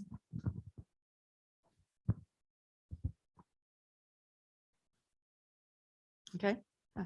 Hi, my name is Amanda Cruz. I'm a master's student here in PUC-Rio. I would like to ask a question for the table concerning about democracy, this democracy question mark. When we think about this context of the new far right, how we can think of democracy on the one hand that we see conservative actors taking place in democratic institutions and using the democratic institutions to implement this conservative idea of to being a democracy, using a democratic rhetoric, using this will of the people in their favor against minorities. And on the other hand, when we think about like the judiciary, as the professor pointed out, taking over a place that would be not according to the balance of power, but acting as an actor to prevent this extreme rise of the new right. So how can we think about the democratic institutions, how we prevail and how we can maintain them, but also in this context of everything is being questioned and how we can act when democracy is being attacked inside of it. So when these governments are taking in a democratic way, the government, but then start to attack their own democratic institutions. And thank you all. Perhaps one more, please. Well, thank you. I'm Dimitris Katsikas from the National Kapodistran University of Athens, Greece. I would like to ask whether you think, I mean, this is, I don't have an answer to this question. This is, and it's linked to a broader question, whether there's a trade-off between multicultural and democracy. And I was inspired for this by the comment that the ambassador said that the BRICS are expanding to include Saudi Arabia and Iran. Well, and she said it in a way that this is all in the direction of creating a more multilateral international order, you know, which will increase cooperation, and all this supposedly based on the principles of the UN, democracy, respect of human rights, and so on. Well, I come from the West, so perhaps I'm the bad guy here, but in my mind, expanding to include Saudi Arabia and Iran is not exactly positive development. And perhaps it is when you talk about trade and, you know, distributing the economic pie, I can understand that. But it comes to democracy or respect of human rights, I cannot really think that these issues will come ever up in a forum including China, Saudi Arabia, and Iran. And whether these kinds of movements actually legitimize these kinds of regimes and make change, democratic change in them even more difficult. I don't have an answer to that. It's linked to a broader question of whether you engage or isolate, oppressive regimes, autocratic regimes, and so on.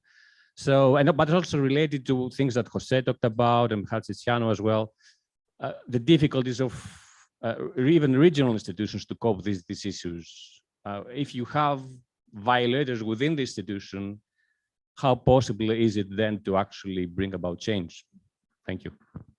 I'm very sorry you don't have an answer. It would be very nice if you did.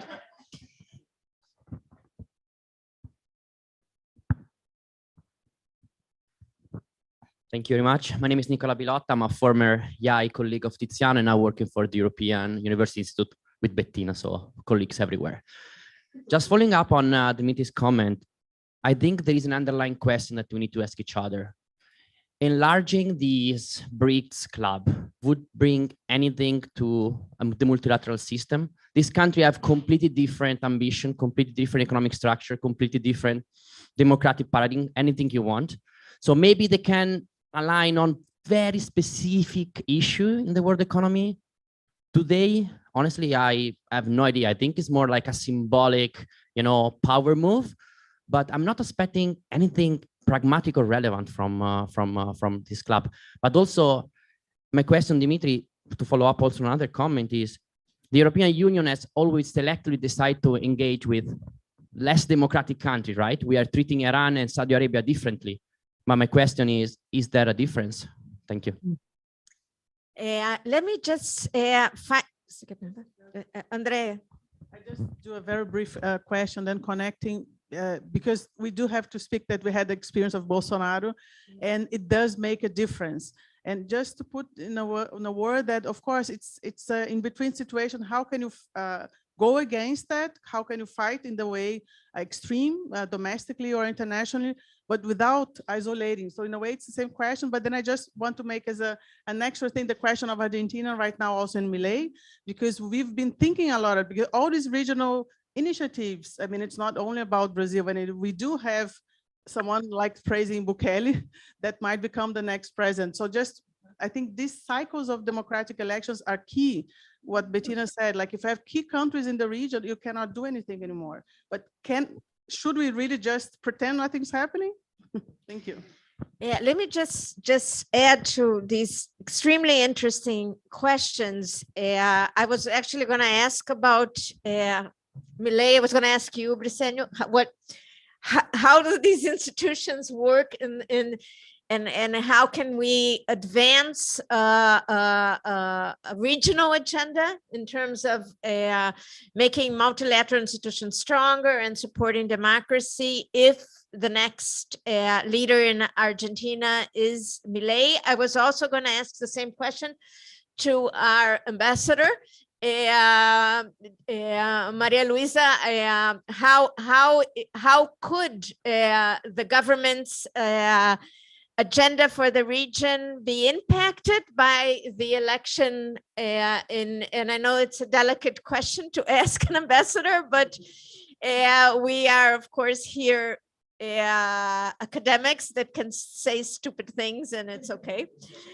I would also add, Bettina, I'd like to ask you, because you were talking, in essence, I understand, about the debate and about the public sphere and how social democratic ideas have been losing space in the public sphere. And I would add to this, because I think we have the same concern, a discourse and arguments on social Darwinism, based on social Darwinism, and how these arguments became so strong and embedded even amongst people that actually are underprivileged and face terrible distribution problems. So maybe now we can return to all of you, perhaps in the reverse order. Stephanie is still here. Stephanie, could we hear from you first then? Well, thank you very much. Sorry, I interrupted before. I think one of the things that we haven't discussed, perhaps you will talk in other sessions, is that these problems of multilateralism are not are dysfunctional, because the world has these global problems like climate change, which can only be dealt with properly multilaterally, and as well as nationally. And because the multilateral institutions are weak, there is not enough action being taken. And in the case of climate change, it's very clear that the global warming is progressing far faster than had been already feared. And so there is a sort of urgency of action without the mechanisms for action. And I'm not sure that, the existing institutions can be improved sufficiently quickly for this challenge. But I think this is really a big problem. In terms of the widening of the BRICS, I'm totally speaking off the record because I'm not supposed to speak about political things, but I wonder if Saudi Arabia and Iran were invited also because they may bring money, they may bring supplies of oil, which is exactly in contradiction with climate change. So there may be some geopolitical interests involved, unfortunately. And I understand that the leading initiative was taken by China. I'm not an expert on this, but I think this may explain. And I think that the issue that Andrea raised is really interesting about how you deal with countries that don't respect human rights. And I think, as she said it very nicely, without isolating them. And I remember there was a lot of discussion of this during the Pinochet dictatorship, the military government here. And of course, I think there are mechanisms. You can strengthen, for example, civil society. You don't have to necessarily always deal with the government. But there's also a question that has been raised by the panel, which is the issue that it's very asymmetric. How do you deal with the problems of human rights in China? I mean, how can relatively small countries have an impact on, if even the United States or the European Union don't have an impact? And so there is a dilemma for individual countries. There's a discussion now in Chile, because the president of Chile is going to China next month, or next month, sorry. And so there's a discussion. He has been very critical of certain human rights violations in the region, which I think is very good. He's focused in Nicaragua, but also before that in Venezuela and so on. And then they say, well, will he raise these issues in China? And of course, then it's in practice, it's very difficult because China is the largest trading partner of Chile, one of the fairly large investor. And so it raises kind of complex issues about, if you like, the interaction between economic trade and these very essential human rights. Those are just three thoughts. Thank you. Thanks. Maybe Ambassador, yeah, I think if the ambassador wants to go.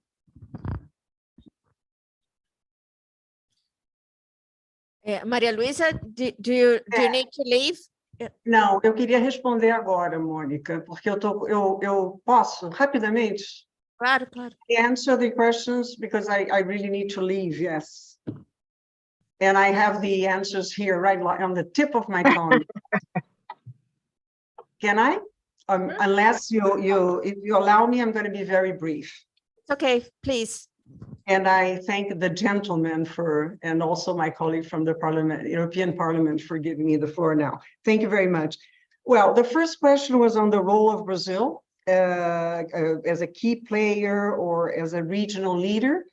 I have two comments on this one. The first one is that the first thing that President Lula did as an international action was to rejoin CELAC, the community of Latin American and Caribbean states.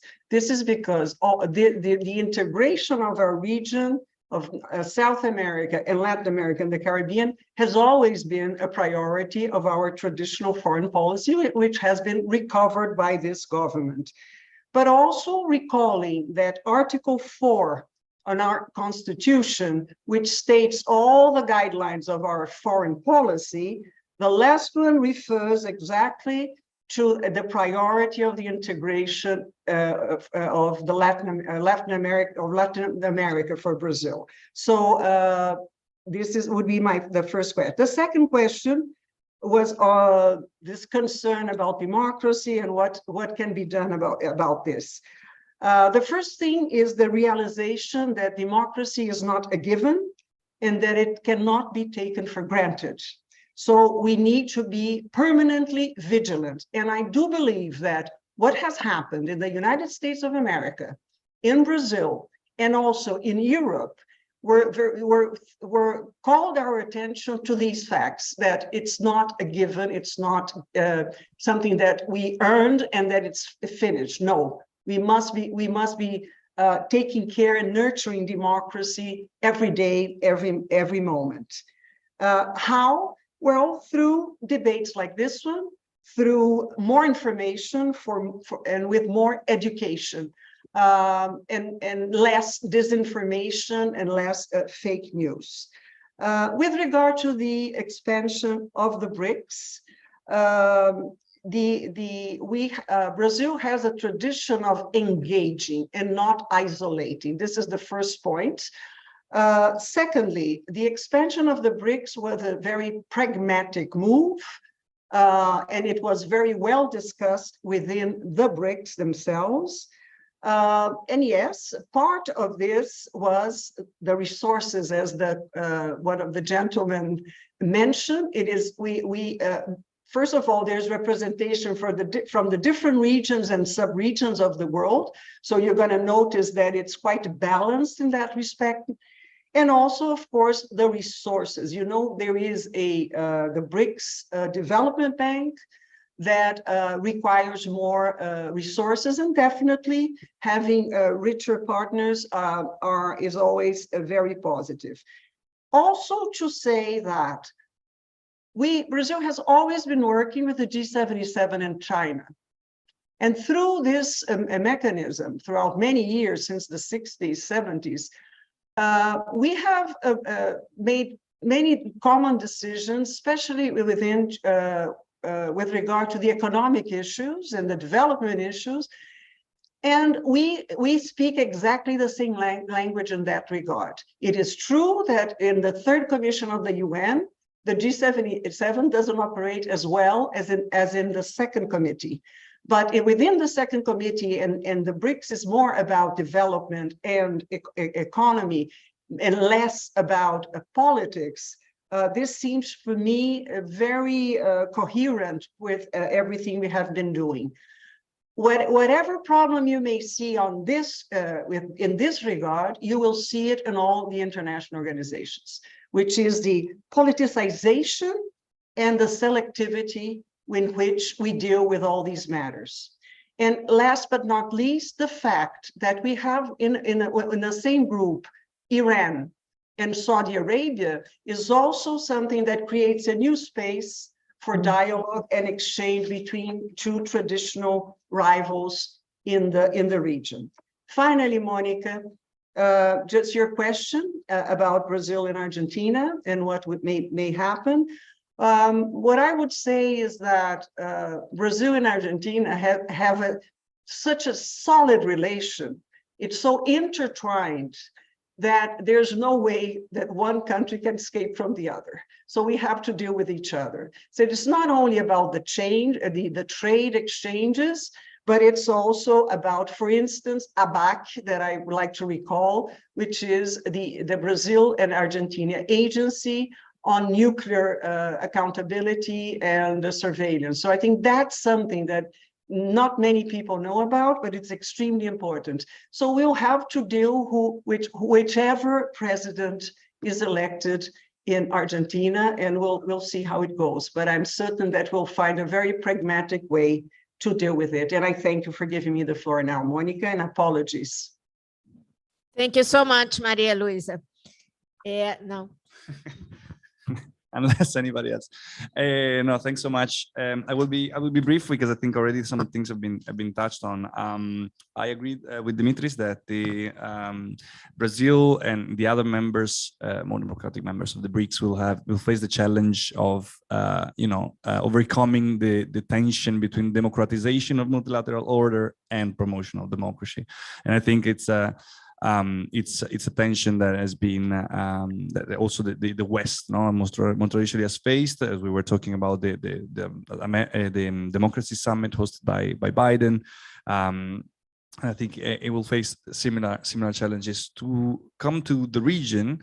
I think another challenge will be the sort of leadership competition that seems to be emerging on certain topics. For example, on the Venezuela issue, where you have Mexico hosting the talks, Colombia relaunching with a conference, Brazil wanting to play a role in reintegrating and normalizing relations within the CELAC.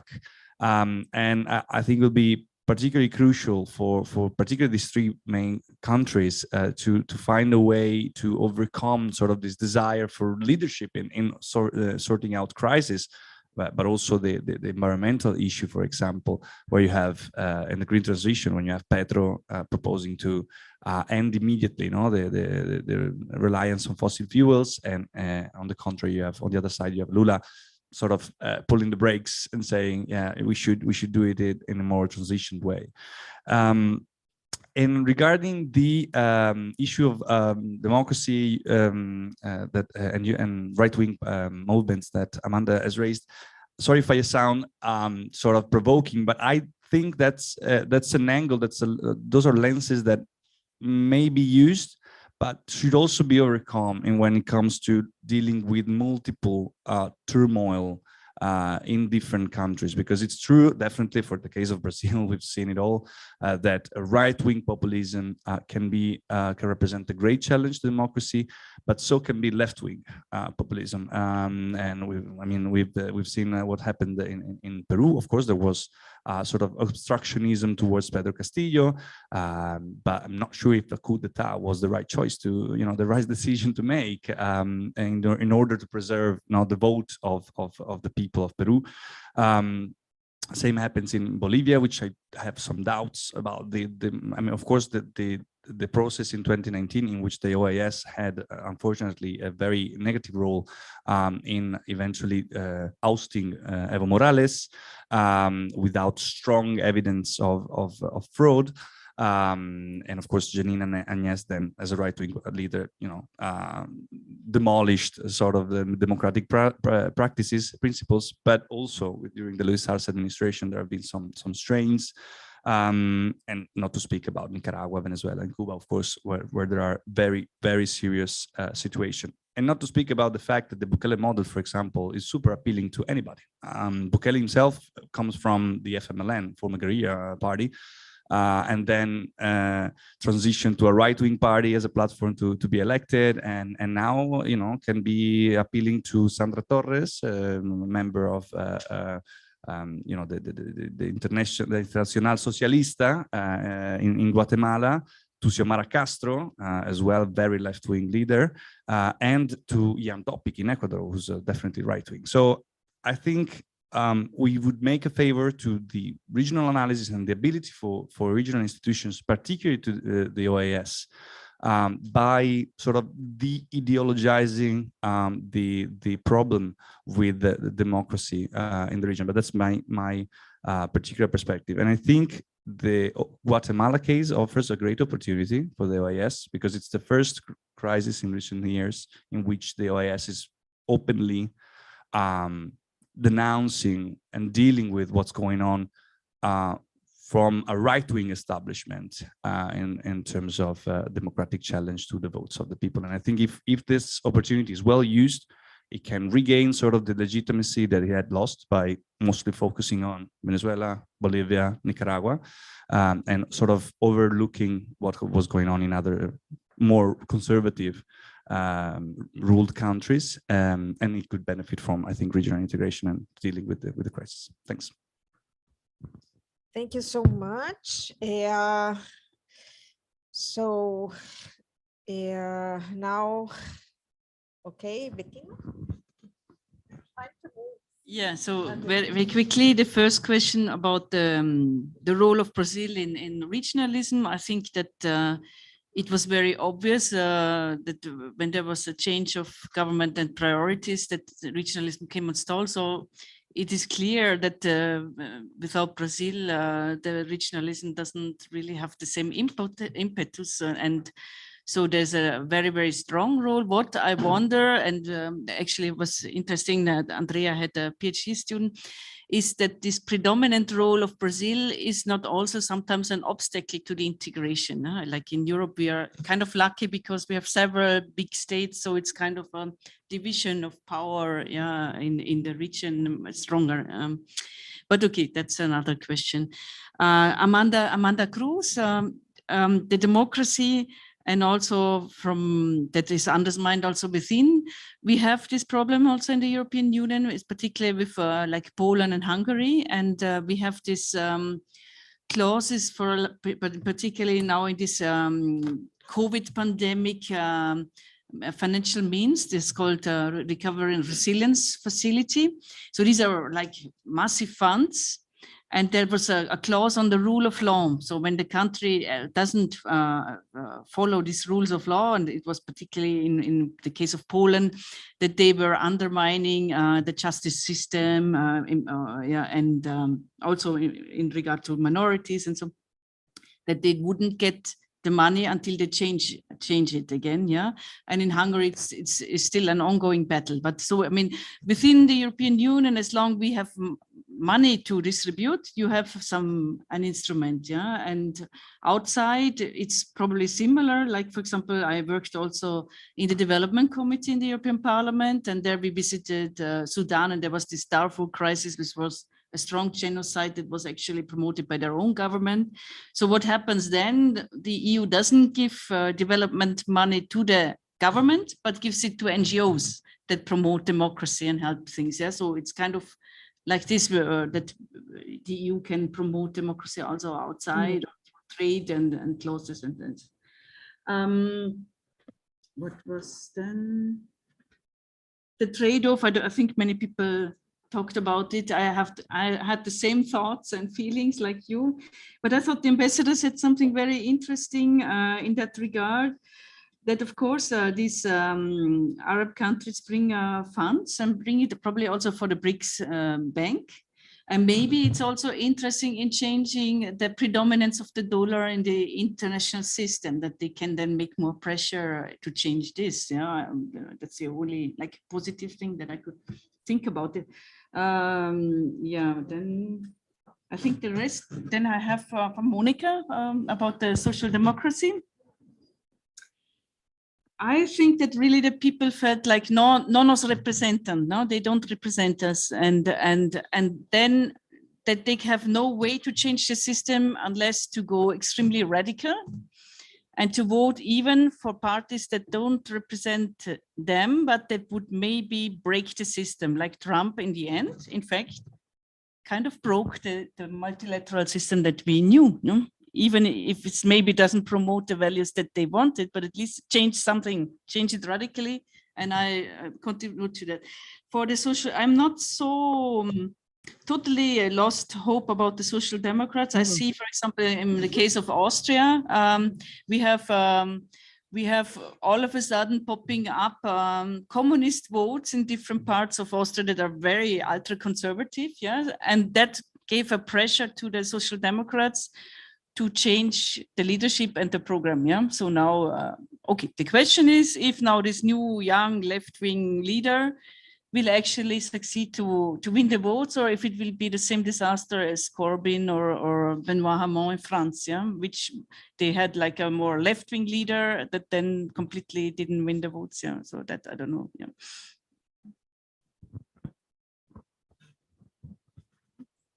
Thank you. Well, I'm afraid I have not too much to say because everything has been said.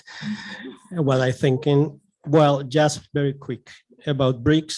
My view is that BRICS, even at the beginning, was not very related to democracy. Thinking in China, thinking in Russia, certainly are not the best examples of democracy. So that's just Marfa's point. About just confirming your argument, and I absolutely agree with you. We tend to analyze the crisis of democracy based on the moment we're living now. And the moment we're living now is the rising of this ultra-liberal, libertarian, anti-democratic right. And I agree with you, Amanda, that this is real risk for democracy in terms of the undermining of rights, the right of women, the sexual minorities, etc. And particularly this is happening in countries like Argentina, for example, the judicialization of the political processes that is very risky, even in Brazil, that is quite risky. So we're very centered now in this dimension of the democratic crisis, but I agree with you. And what about Nicaragua? What about the elections in Nicaragua last year, where most of the candidates of the opposition were impeded to participate, basically using the same judicial strategies used in Argentina or in Brazil by the right, exactly, but in this case by the left-wing government. There are certainly no fair elections. And what about the balance of powers and the respect for human rights that I think are two essential conditions for democracy that have disappeared in Venezuela at least 2 decades ago. So when we understand, when we analyze this crisis of democracy and the risks for democracy in the region, I agree with you. Ideologies might be overcome. And that's quite difficult to do. Why? Because everybody has an ideology. Ideology finally are the ideas, the worldview you have. No? So this is a real problem in Latin America. In Latin America, democracy is under attack by the right, the extreme right, and by the left, the extreme left. And we need to recover what was part of our political tradition in the 1960s, in the 1970s, in the 1980s at the political center. The social democratic, Christian Democrat, our peronistas and radicales in Argentina, priistas y panistas in Mexico. This idea of the democratic center that make democracy relatively work well in the region has disappeared, and we are now in the streams. And this is, for me, a very risky situation for the region. And this link is linked with your question about Milei. My view, Milei has said Mercosur is not working. It's a useless custom union. He has said that he withdrew Mercosur. I'm sorry, I'm not that optimistic like Ambassador about relations between Argentina and Brazil in the framework of Mercosur. Probably Mercosur will be, if this scenario is confirmed and if eventually Milei become the president of Argentina, the relation between Argentina and Brazil will be a bilateral level, because it's quite probable that that Argentina withdrew this Mercosur. And the reason is that the political costs and the economic costs, as Mercosur is not working very well, are very low. So then a government can decide, I'm off. But the relation with Brazil is different. And probably that relation will maintain because of pragmatism, because there are chains of value in trade that could be consolidated. But for example, this idea that Mercosur has to negotiate free trade agreement as a group because it's a custom union, I don't see Milei accepting that. I don't see Milei accepting that, for example. No, certainly not. And it's not concerned about, I mean, for the liberal view, Milei's liberal view is really on economy, free trade, free market, reducing or even eliminating the state. On civil rights, he has experienced a process of changes. At the beginning, Milei did not speak too much about abortion, minorities, sexual rights, etc. Not too much. was not part of the agenda. Now he is against the abortion, for example. That is a sensitive issue in Argentina. And what's finally achieved after years, in not the case of. There's a division of labor also between him and her, right? Yeah, exactly. No. The vice president, Villarreal. And other issues, for example, memoria, verdad y justicia in Spanish, to indict the crimes of the previous dictatorship. This was actually not an issue in Mercosur, but during the so-called PIN Way, an institute for human rights was created in Mercosur. And one of the issues was to discuss in that institute was the issue of what to do with the heritage of the military dictatorship. And the vice president candidate in Argentina is denying those crimes. And is to some extent assimilating the guerrilla actions in Argentina with the violation of human rights by the dictatorship. In the theory of the two demons, dos demonios in Spanish, the demons of the left-wing guerrilla and the demons of the Argentinian dictatorship. And that would imply actually a change, and to some extent, a rupture of the consensus in the Argentinian society about the crimes of the dictatorship. Argentina has been the only Latin American countries in which the crimes of the military junta has been prosecuted and indicted. And now there is a narrative in Milei's group that no, things were not actually like that. So it's quite complex scenario now in Latin America. My view is Milei will be terrible for Latin American regionalism, and with Brazil, pragmatism probably led him to maintain the relation because of money, because of business, because of trade, because of production. That is my view. Thank you. This is all very depressing. Yeah, I think I just want to add one thing to what you were saying, Briceño, and all of you, that at some point we have to open up this box of democracy and think of different elements and how different elements within the broader concept of democracy can be part of a dialogue. For instance, even in terms of the authoritarian countries that entered BRICS, is there room for a discussion on the rule of law or some aspects of the rule of law? And perhaps in other spheres, other things can be discussed. I think we have to open up this box in order to understand. Maybe the OAS can play a very, very important role in terms of how elections are run. Or there are different aspects of democracy that can be supported in different forums and different spheres. So maybe we should also be considering this opening up of the box. I think we had an amazing discussion. Thank you all so much, those that are physically here and those that are online. I think we can move now towards lunch. Thank you very much.